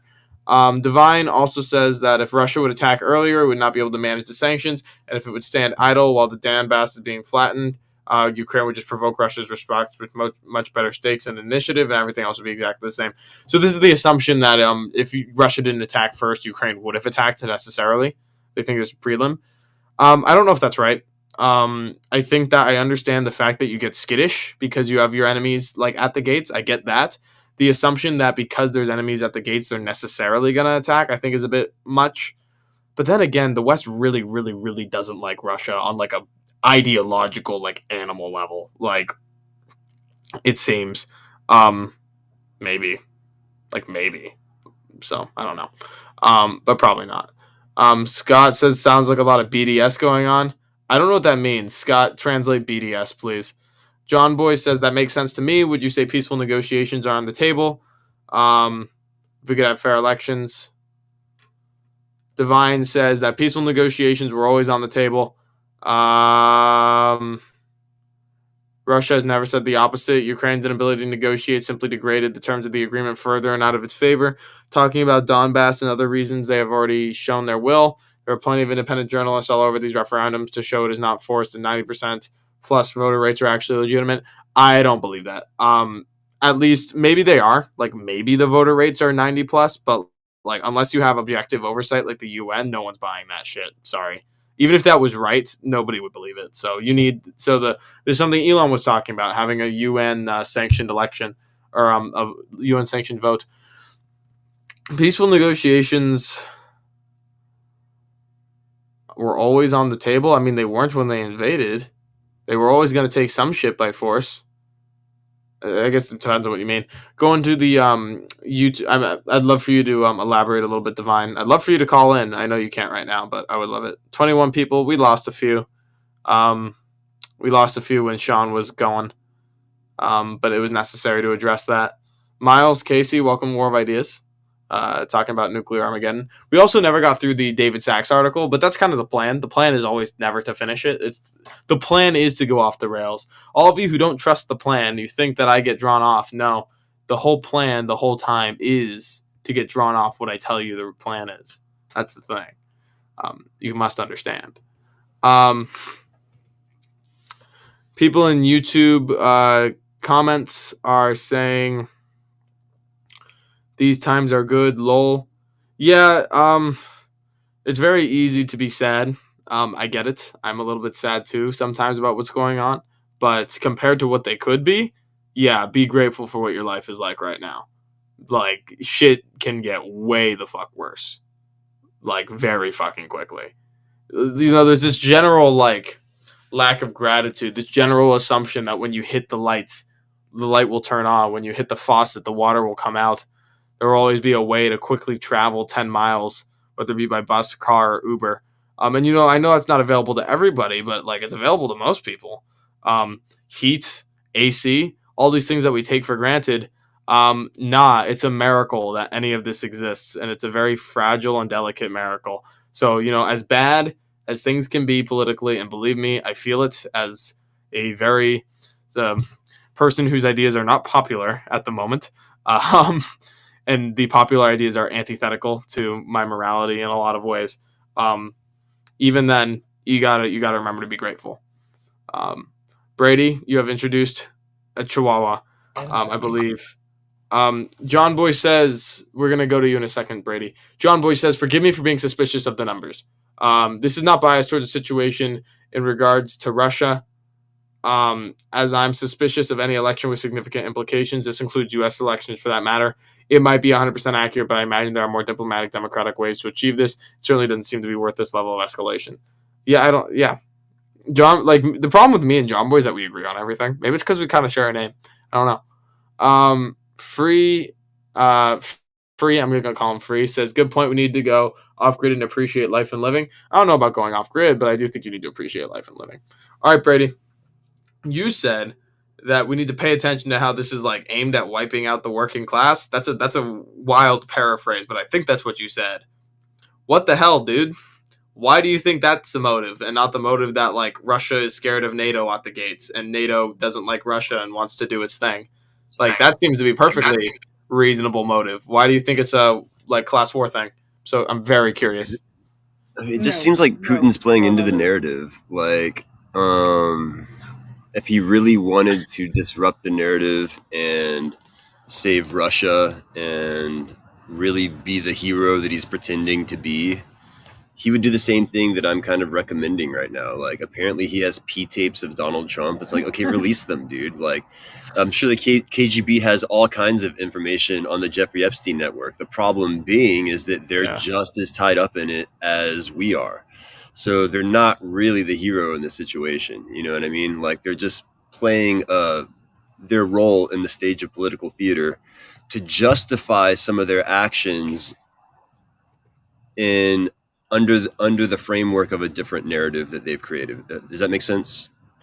I kind of do know, but I'm not really convinced that there's a way for Putin to look like a hero at this point. Right? Like, the reason.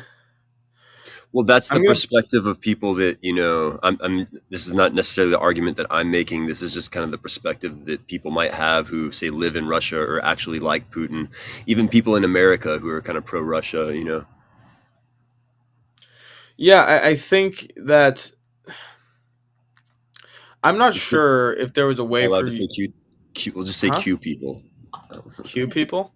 Yeah, we'll say Q people. Okay, well, it depends on how you define pro-Russia. I hate these labels, man. And it's not because, like, oh, I hate labels. It's because they're so broad and imprecise. Like, really I would be labeled pro-Russia. Because, like, I'm pro-Russia. There's so many things that I love and appreciate about Russia as a country and as a culture and as a people. Like, I love Russian people. I have so many good Russian friends. Dude, they're some of the coolest people on the world.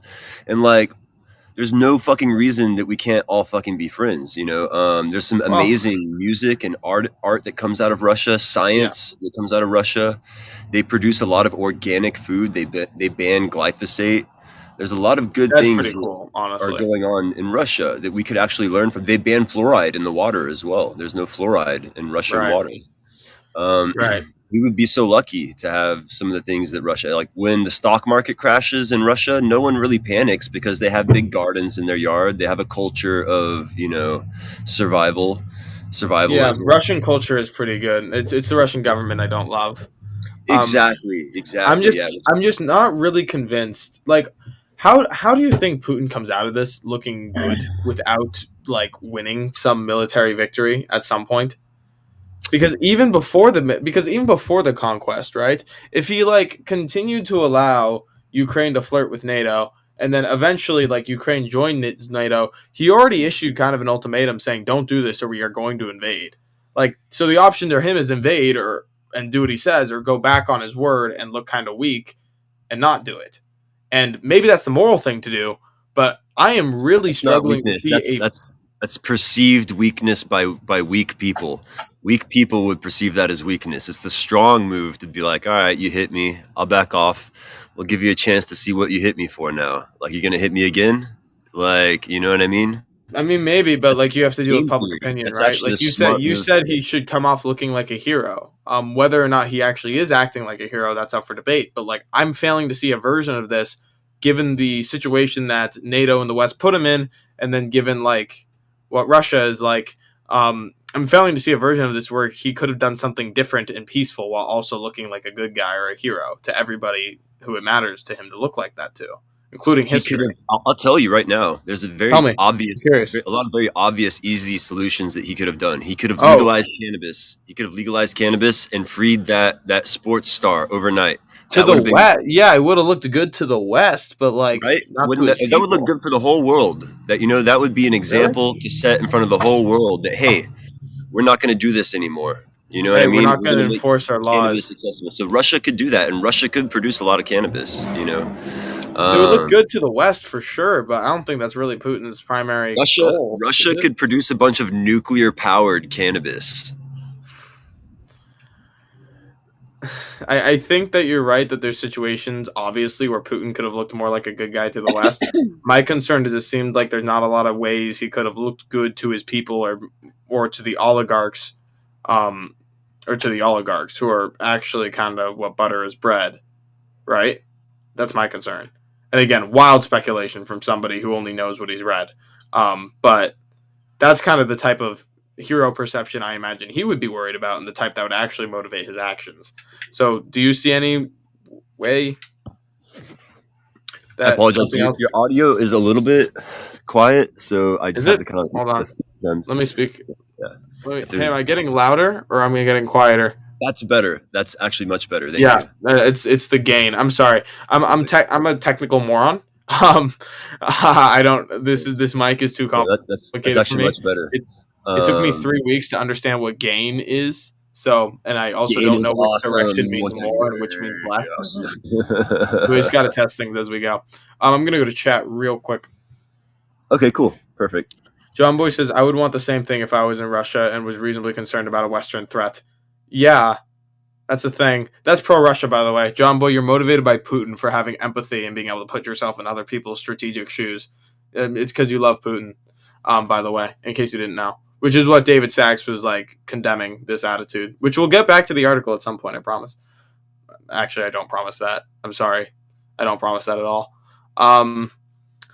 John Boy says it does raise interesting questions about how we adapt to the ongoing arms race that will continue regardless, i.e., in the future, will any world power be more than 3 minutes away from annihilating another? Lol. Probably not. Not in the near future, anyway. Hemp could greatly benefit Russia. That's not looking good for the West.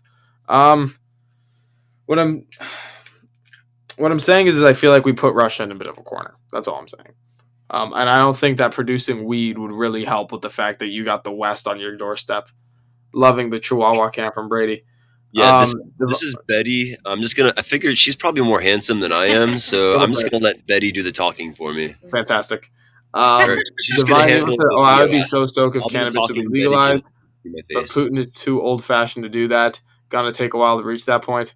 I don't know. We could have an episode about cannabis. I think cannabis has been overly angelicized. I don't think federal banning is insane. I don't think it should be classified as like in the same category as heroin. That's fucking ridiculous. If you want to arrest people, arrest dealers. Don't arrest people who are just smoking. But I also think that it's been like a little bit too cozied up too. I think it's still a drug, and I don't love drugs. But that's just me. All right, so what about people like being able to grow it in their front yard? Are people not allowed to just grow their own medicine? I feel like front yard would be a little bit weird, but backyard for sure. Right, backyards at least, at the very least. Yeah. Maybe. Hey, this is America. Like, you know what I mean? It is ordered liberty, dog. That's what I'm gonna hit you with. And we could have the drug argument. Maybe one of the upcoming arguments will be about as much drugs. Alcohol as we want, right? Like I have the freedom to make as much wine as I want at home. Look, if alcohol was like a kind of recent thing that was being first introduced to the population, I would be against it 100%. The problem is it's so culturally entrenched that it's kind of a fool's errand to get rid of it. What I say is the difference. But different argument. We're going to get to that in another episode because now it's interesting. I'll schedule it. I promise. Putin is probably down for progress, but the Russian Orthodox Church are similar to Wahhabists. I have no idea what that means. Clarify, please. Cute freaking dog from Brady. My voice is going. I've been talking a lot. Let's go to YouTube chat. All drug users should be given the death penalty, says Jason Rodriguez. Holy shit. I don't think that's... Jason Rodriguez should just eat as much sugar as possible. He should just eat more sugar. I think he should just keep eating sugar, Jason. Jason, you need to eat more sugar. Who the fuck is Jason? Jason thinks that all drug users should be given the death penalty. It's possible. There's a distinct possibility he's memeing. Eat more it's sugar. It's very possible he's not serious. Jason, eat more sugar. I eat a lot of sugar. No, but I'm encouraging Jason to just eat as much sugar as possible. You should do, if you really want to get somebody killed, eat more seed oils. We'll have one about that. Canola oil. I had a veganism episode. It wasn't really about seed oils. Sugar and fry it. Fry the sugar and then eat it. It's really good for you. I promise. You're going to love it, Jason. The same stuff that was used as engine lubricant. Definitely good for you and your food. 100%. Yeah, dog. Oh, we got Peter in the call. Peter, how you doing, dog? Dog, what's up? Just kidding. Oh, Peter's cool. Are you live? Peter's based. Yeah. So are you a commie? With all due respect. Are you a communist? Peter's got some really cool perspectives as soon as he's able to unmute. Right. No yeah. Peter, I can't hear you unmute. But also, Brady, are you a communist? I didn't ask this. It was kind of implied with the class war talk. I'm kind of just a surfer. I'm just a human being. That's the labels that I really like to focus on. Is honestly, I'm an earthling first, and then I'm a human being, and then right on. And then I'm a gardener. Brady, right on. And then I'm a gardener and a musician and an artist and all those things, you know. And then like everything else is like secondary, dude. Like, you know, that's the labels I want to focus on. is what am I doing? Like, what am I actually doing? What is Feels my like real you're purpose? causing. Hey, Trav. No, I respect it. Hemorrhoid says that without alcohol, I wouldn't exist. Are you like implying to know something really like intimate and specific about like my family? Or maybe it's the broader implication that like some ancestor somewhere probably was because of like I don't even know what that point is, Hemorrhoid. Like I don't know what the fuck you're talking about. I guess without alcohol, none of us would probably exist. Like the arc of history would probably be wildly different if alcohol never existed. That's actually an interesting what if. What if alcohol didn't exist? How different would the world be? I wonder. But yeah, Peter, you called in. What are you thinking, man, about the Ukraine? You're probably gonna be the Yeah, last caller because we got 10 minutes left. okay, Joe, thank you for having me. And because I want to talk a great deal about Brady, because today is my luckiest day that I actually saw hear Brady playing live music on Colin. And then tonight I actually saw his face. I was like, wow, that's cool. So anyway, Brady, you're the man, and I actually have the same belief that the people of Russia are great people. I actually consider them very much like Americans because they live in this vast land and territory that they're all like there's so many farmers, growers, and all that, and they are peace loving people, have a lot of music, arts, science, everything, and after hearing your live guitar performance and live singing with the beautiful voice of Jenny earlier today. I truly hope you can reach out to some of the Russian musicians, some musicians in the NATO countries, and just have some live music performance. Let's I call would it be so honored, dude. There's a band called concert. Odykin. Yeah. I even have bands I want to reach out to. There's Odykin. Y'all should look it up. Otyken. Odykin. They're Okay. amazing. And then we Yeah. all know Pussy Riot. Yeah. We're all familiar Yeah. with Pussy Basically. Riot. Tell Pussy Riot to reach out to me. We'll totally tear it up. They can come Yeah. and do a whole I mean, tour. no. Call it a concert for peace in Ukraine. Whatever.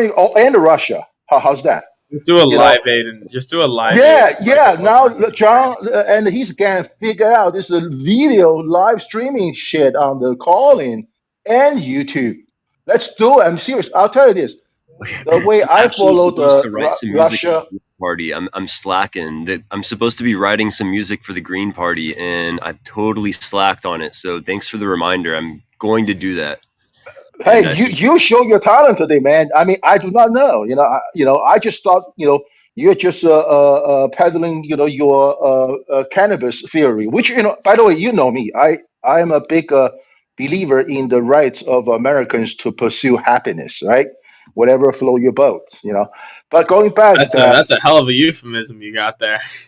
yeah, hey, the way I follow the Russia Ukraine conflict is this. Yeah. I follow those international marriage, like between the Chinese citizen and Ukrainian citizen, and Chinese citizen and Russian citizen, because they live in Russia right now and they live in Ukraine right now, right? They have their YouTube clips in Chinese, and I follow. I believe they are they what they say is a true reflection of what's going on. One thing I'll tell you, when these folks they are touring, say they're vacationing in Russia, and they saw so many street music performance, they shot it and posted on YouTube. I said, boy, I saw many times, and I said, Brady, with your talent, you need to do this, man.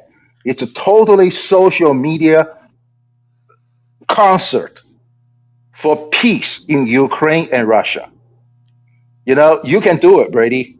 And I know we only have 10 minutes for John's show, but I saw your face now, and I hear your music earlier today. I have to go in and nudge you to do that. Music to save Ukraine. Yeah, music Great. for peace, for world peace, man. Nobody. No Hey, nuclear, no nuclear shit, please. I mean, it's not worth it. I mean, if you allow me, John, to drag on a little bit, the way I look at it is this: I look at this conflict. It's like the high school shooting in America. So basically, in a high school, a group of cool kids, they have their own secret club called the NATO. So this weirdo called Putin wants to be member of the club called the NATO. That's what NATO, this group of cool kids told Putin. No, go fuck yourself, basically, right?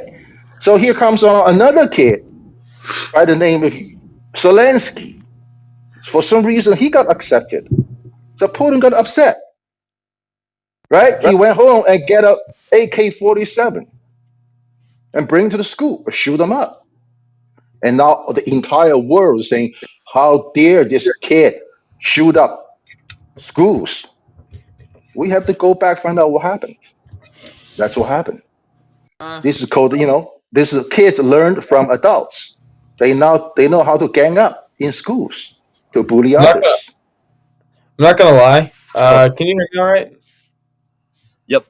Yes. You were better before, I feel like. Yeah, I unplugged my mic. It's something's going weird.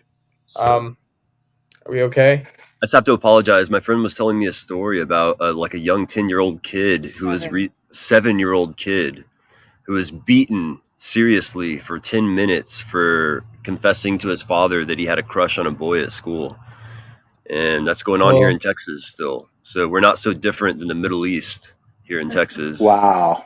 Well, in the Middle East, it's legal. That's very illegal here and frowned upon. The fact that you can't point to one incident that happens and say, "Oh, look, we're just like the place that has this, but legal and like culturally enforced." Like that's not the same thing. No, I'm just saying it just happened this week. That's just one example. One more. Well, I hope that guy goes to jail. Like obviously. Me too. I hope he does go to jail. So, because then like what happens to the family unit? Like who helps pay the bills to the house? Like it's a complicated situation. You know what I mean? There's a family involved here and children involved. It's very complex. So something does need to happen. Also, the kid is 7.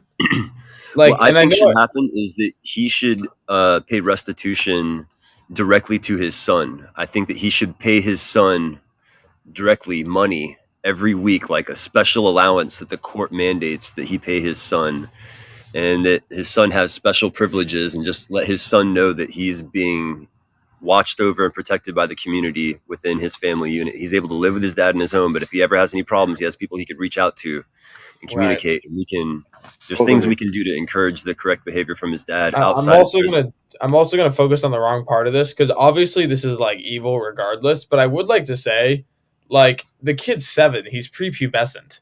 So like even the idea that like it doesn't even make sense internally, right? Because like he doesn't know what a crush is yet. He's 7. Exactly. There's no such thing as like sexual urge at this just point. need to be talking. Yeah.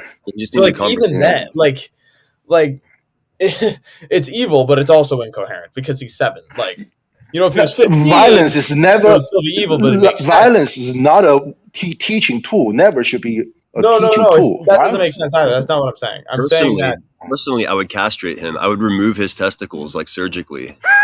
Personally speaking, I wouldn't even feel bad about it.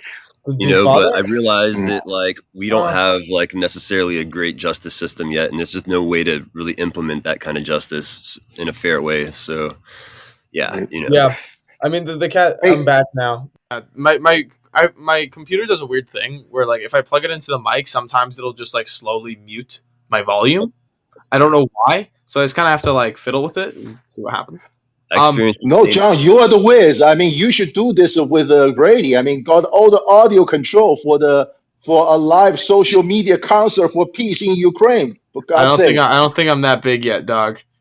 I'm good with audio. No, do it, please. Okay, you guys are so young, so vibrant, and I would love to see that happen. I'll tell you what think about it. I'll talk to Trav. Yeah. I'll tell you. I can promise that I think about it.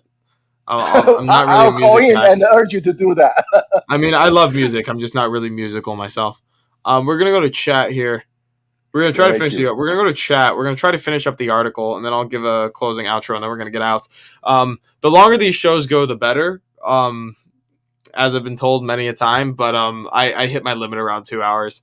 The longest I've ever gone is 3 hours, but for that last half hour, I was very passive. And also like I have stuff to do, like sleep. So, we try to keep it.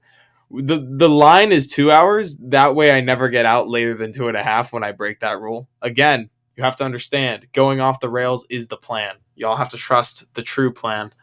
You're muted. I can't hear you. But we're gonna go to chat. Divine Evil says that imagine you're living in Texas, and then via some obscure government deal, your entire state becomes part of Mexico. You think, okay, I guess, as long as I can live and work peacefully, although Mexicans treat you as aliens. Then the governor of Mexico gets forcefully overthrown by cartels and masses of armed goons and are sent towards Texas to eradicate white swine like you. Now imagine what vote rates to rejoin USA you would get. So yeah, Divine is arguing that the annexed areas of Russia, which have been are comparable to to this scenario, that Texas, if the U.S. fought back against Mexico and retook Texas, that's the scenario Divine is comparing what's happening in Russia to. Maybe that's right. I don't know. I don't trust Russia. I don't trust them to conduct their own elections, and for me to just trust them implicitly. It's certainly not completely like that. I mean, everything is nuanced, but you can certainly... Yeah, I mean, he's being overbearing a little bit. It's a useful reference to compare Ukraine and Russia to Mexico and Texas. Yeah. It's a very similar relationship in a lot of ways, I imagine. Yeah, it's just the election. It's just the election thing. I am not saying that the election numbers that Russia put up are fake, for sure. I think that when you have 98%, everybody's going to raise an eyebrow. But it's very possible the majority wants to go with Russia. I'm not saying that that's impossible. I'm just saying we need some sort of outside arbitrator to make sure that that's actually the case. But again, this was part one of Elon's original plan. Nivik says Putin single-handedly uniting and expanding and growing NATO. Bricka Bracka, Firecracker, Sis Boomba, Go Putin, Go Putin. Nivik, you're doing emotivism again. We're not cheering on Putin, dog. We're just trying to be pragmatic. Scott says what? Yeah, everyone's confused. John Boy says, I would hope for an international coalition to support the rights of citizens of Texas to allow for a free election. At this scale, it would require international support, blah, blah, blah. Yeah, that's Elon's point. Except that an international coalition doesn't even cover in your desperate struggle to defend and defend yourself against goons for 8 years. Yeah, dude, you're going to have to explain this. If you're saying Russia is bombing its own people, those areas that Russia has now annexed, you got to tell us a little bit more about that. Drop a link, because I wasn't aware of that. Divine also says that at that point, you probably won't care if your property would be destroyed as long as you can live a day without bullets. Yep, again, evidence this, please. I've never heard this.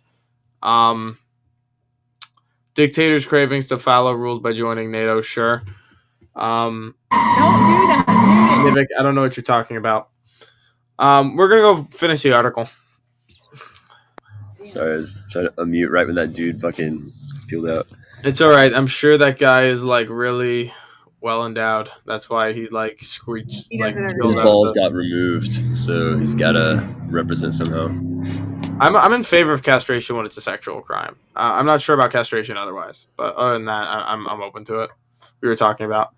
And chemical, not let's not do the 1700s chop stuff. Let's not do that. I think it's a little rough. I mean, I'm okay with chemical. Beating children like that though, really legitimately. But it's not. It's irrelevant, right? It's just a bad thing you can do to somebody is castration. But the reason I support castration in terms of sexual crimes is because it's directly relevant. And when you're beating your kids, you're doing something evil. But usually, it's not a sex thing. And I mean, brutalizing a kid, not spanking a kid, but I am aware of what you mean. Brutalizing a kid, I am aware of what you mean.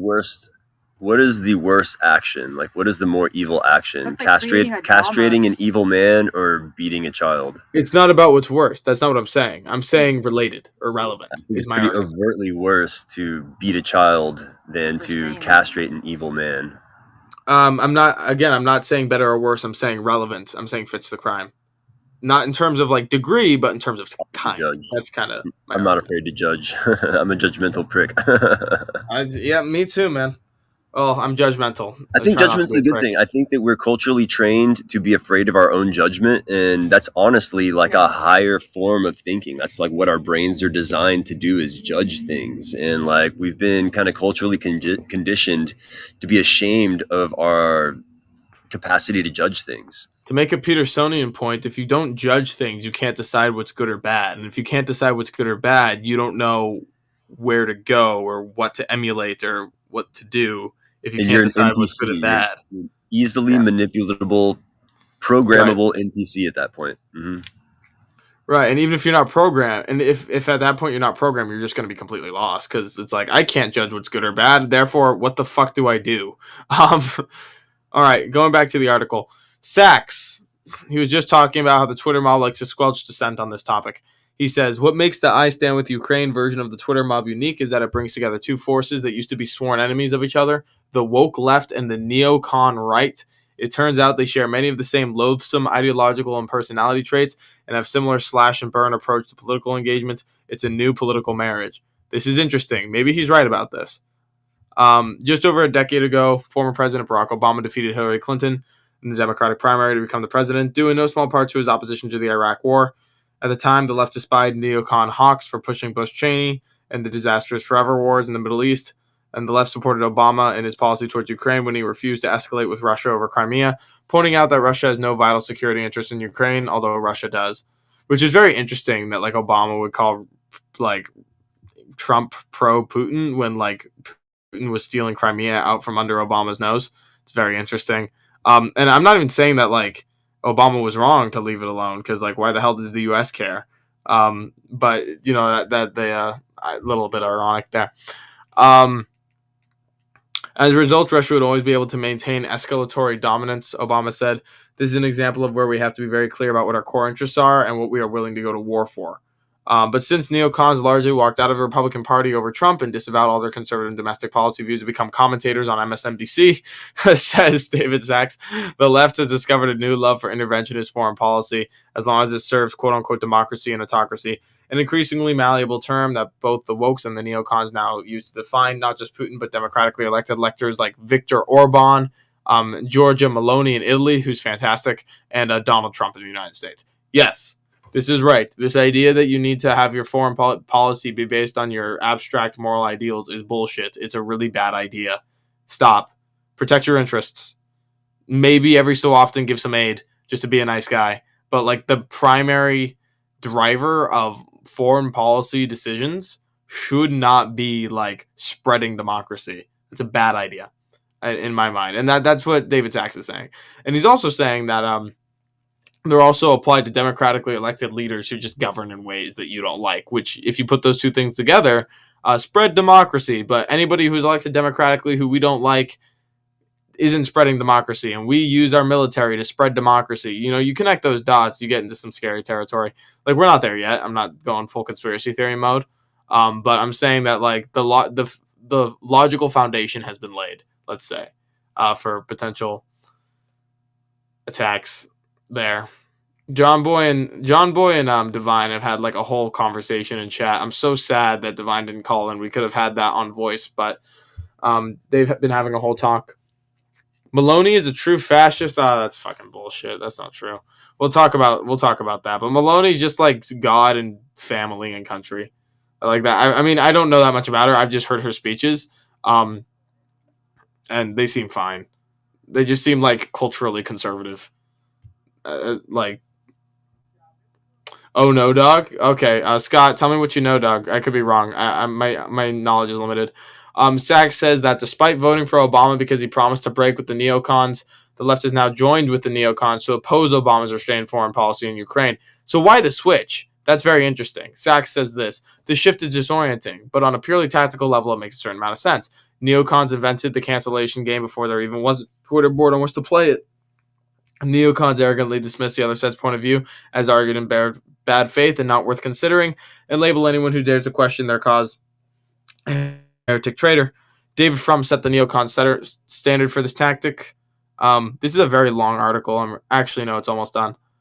David Frum set the neocon standard for this tactic when he branded the small number of pundits on the right who opposed the Iraq War as unpatriotic conservatives and the outset of this strategic disaster. Fast forward, now anyone who suggests that NATO expansion could have been a contributing factor to the current Ukraine crisis, like we've been talking about, by the way, or the sanctions imposed on Russia are not working and have backfired on a soon-to-be shivering Europe, correct? Russia will cut off oil if they're smart. Or even that the U.S. must prioritize avoiding a world war with the nuclear-armed Russia is announced as a Putin stooge. Yeah, we've been over this a couple times. Stacks is kind of repeating himself in different ways here. Warping the debate in this way allows delusional and contradictory thinking to go unchallenged, right? Because if you challenge it, you're evil. Thus, we get the argument that Putin is a madman. Not true. who will kill indiscriminately to achieve his aims. He will kill, but not indiscriminately. But he is also somehow definitely bluffing about using nuclear weapons. Yeah, that's actually a great. Hey Brady, if you're gonna be whipping around, okay, cool, stabilized. That's fine. That's actually a great point by Sachs. How can he be a madman who kills indiscriminately? And also, we should definitely call his bluff on nuclear. Oh, Scott's coming in. Actually, Nivik, I want you to respond to this.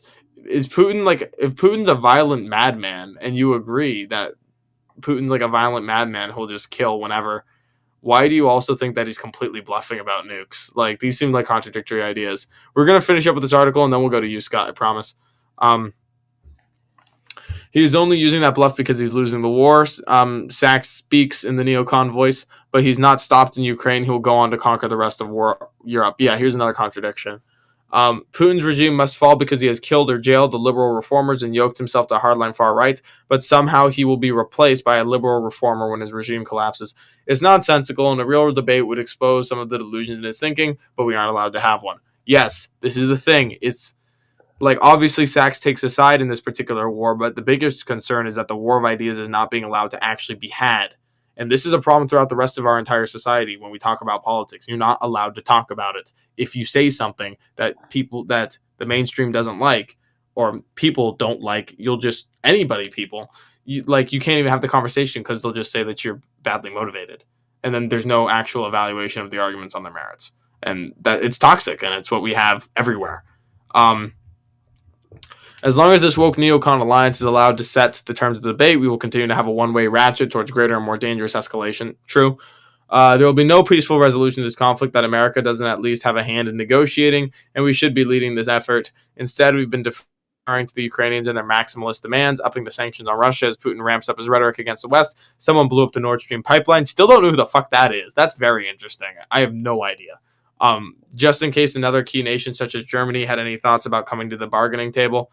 And now we are playing a game of nuclear chicken with a Russian leader who, if his unhinged war against the West speech last Friday is any indication, has thrown away his steering wheel. I don't know if that's true. That last sentence, if he's unhinged and he has no steering wheel, I'm not sure if that's right. I haven't seen the speech, but I don't know. I haven't seen the speech. Maybe he's right. A regional war turned into the First World War because all parties made maximalist demands and assumed others were bluffing. This is true. It was proxy. Everybody and assumed the others were bluffing. It can happen again, especially if the media, social media, and foreign policy elite forces and use woke cancellation tactics to preclude discussion of alternatives. Right now, we are locked on an escalatory path, and the destination ahead is Woke War 3. David Sachs is a venture capitalist and co-host of the All In podcast, and also the founder of Callin. That was a very well-written op-ed. I thought that was very smart and very intelligent and very good. And he's right. We take for granted peace. We forget how easy World War I happened. It could happen again. There is everyone under a false sense of security. Get out of it. I'm not really a doomer type of person, but we take stuff for granted. Don't. It could very easily go wrong. All right, Scott. How you doing, man? We're going to close with you on something wildly off topic. And then I'm going to stop because my voice is so tired, if you cannot tell. Yeah, Maloney is a straight up fascist. Like, what makes you say that?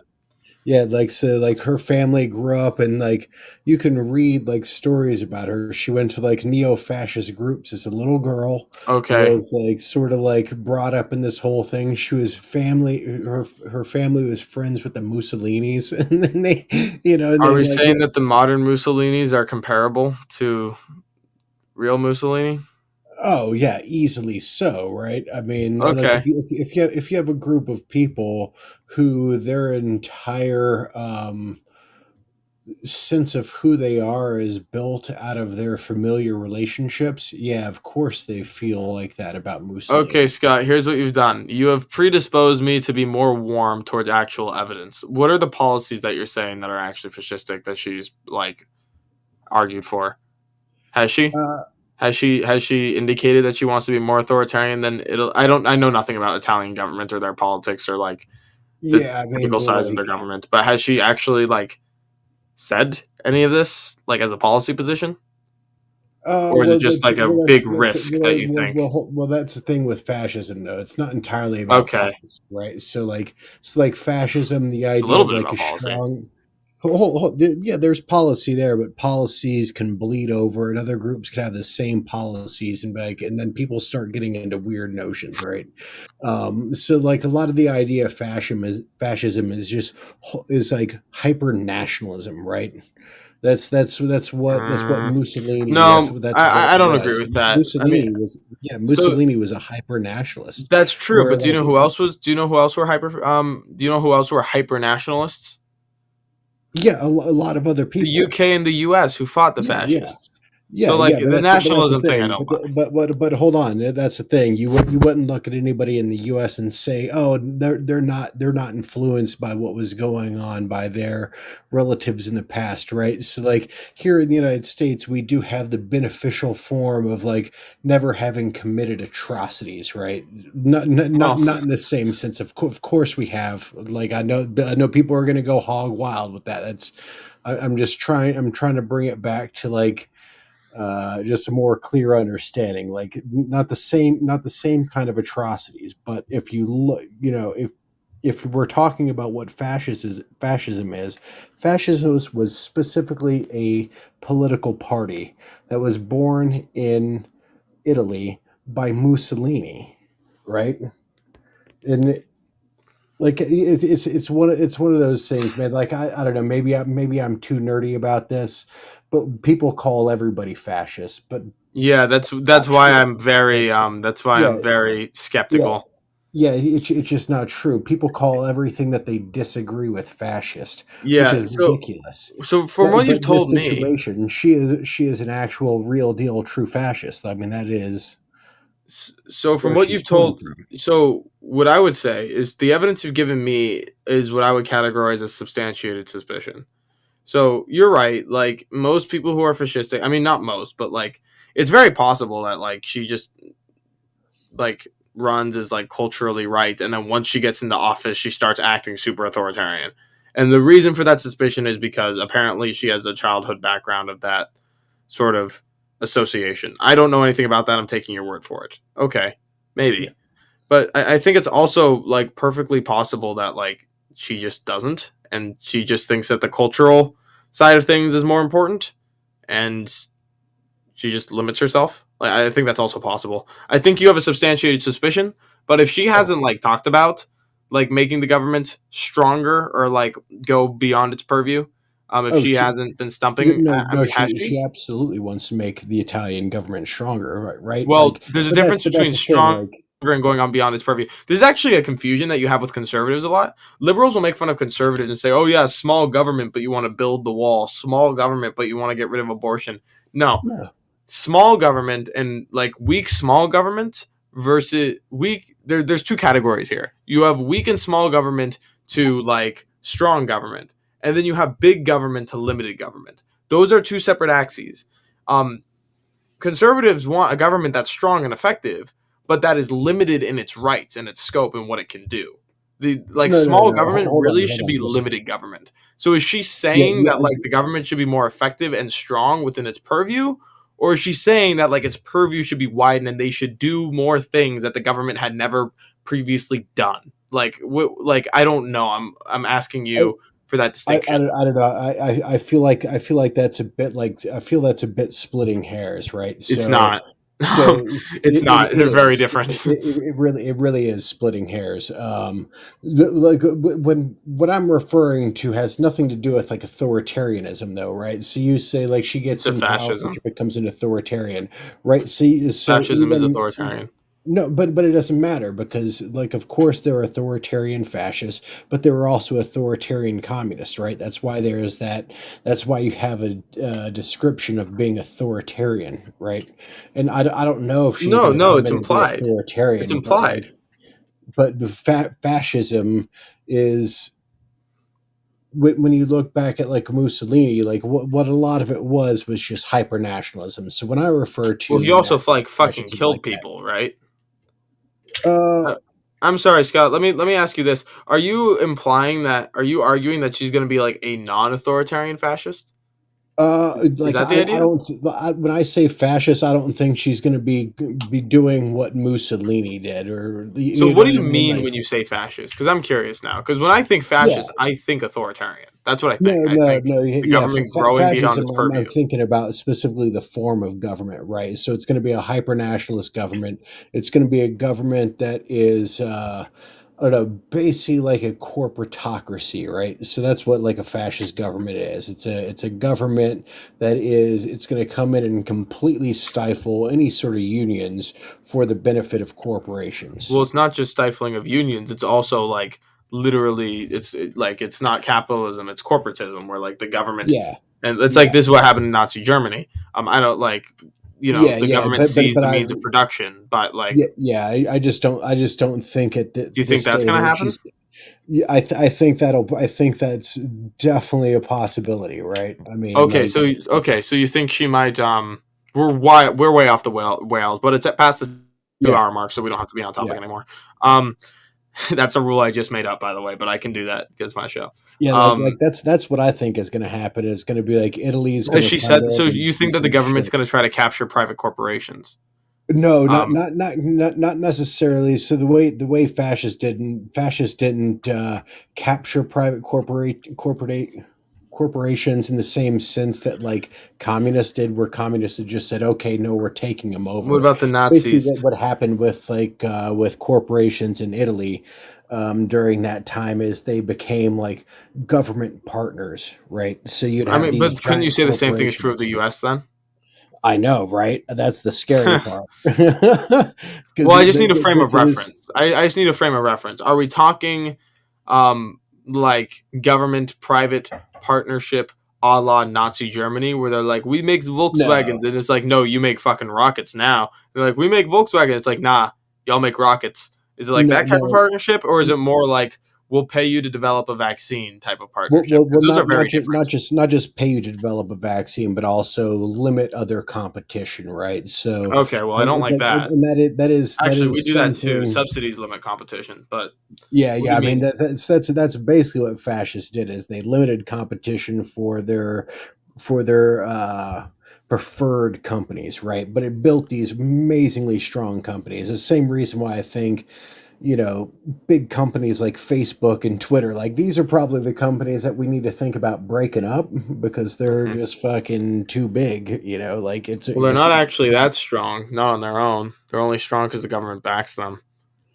I mean, well, that's I don't know about that. I think the reason Facebook is so strong is Well, because not the amount of Facebook, but what users you it were saying has. earlier. Yeah, yeah. Yeah. I mean, I don't know, man. Like the way you've described, see, fascism is a word, and words are Yeah, connected to meanings, and these are the deep penetrating thoughts you'll hear on the War of Ideas show.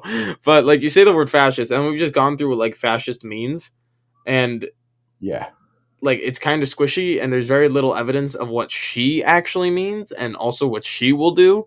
So consider my opinion from less from completely positive to now like cautiously optimistic, with Scott as a little warning bell in the back of my head, and then we'll see what happens. That's how you've changed my opinion. Is that acceptable?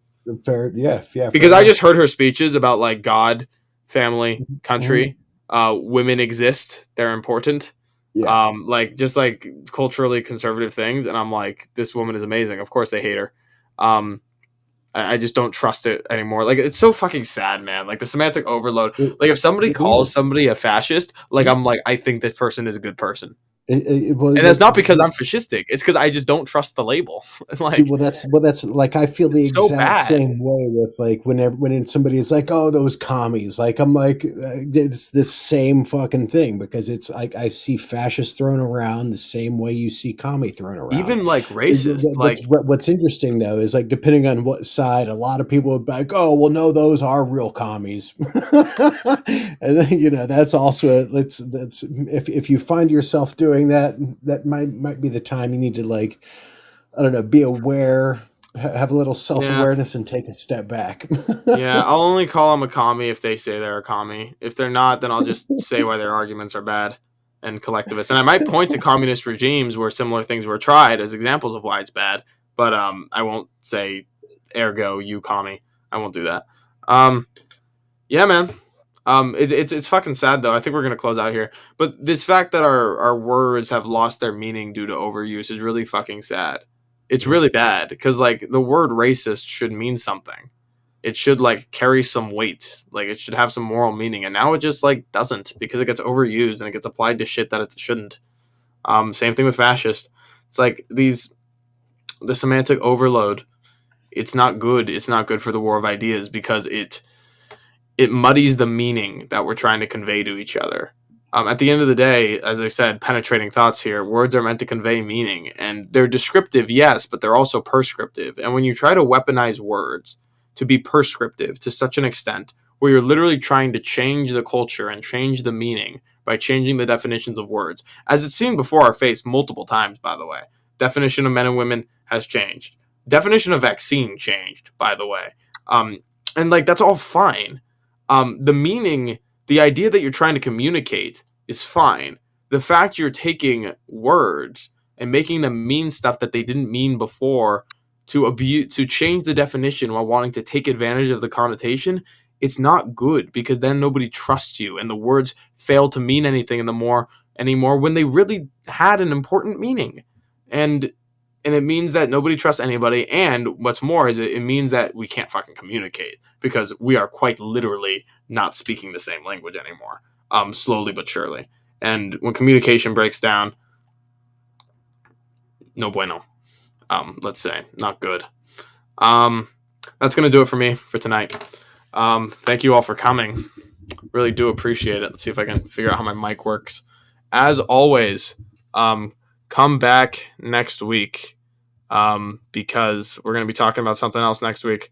I don't know what's going to be. I made a promise to talk about something. Maybe we'll talk about drugs. I don't know. We'll see what tickles my fancy. You guys are just going to have to wait. You have to be in suspense. Hold on. I'm trying to get the link. So come back next week. Episode 27. We might be talking about drugs. Might be talking about economics. Might be talking about abortion with a special guest. Maybe we'll get the Stalinist in here. I don't know. In the chat, I've dropped the link to the Pangburn Discord. It's where we come from. If you want to have more good convos over text, we have tons of channels to talk over text or over voice. It's available 24/7. It's a Discord server. It's fantastic. I recommend everybody join. That's going to do it for me. And as always, thank you all for being here. See you next time.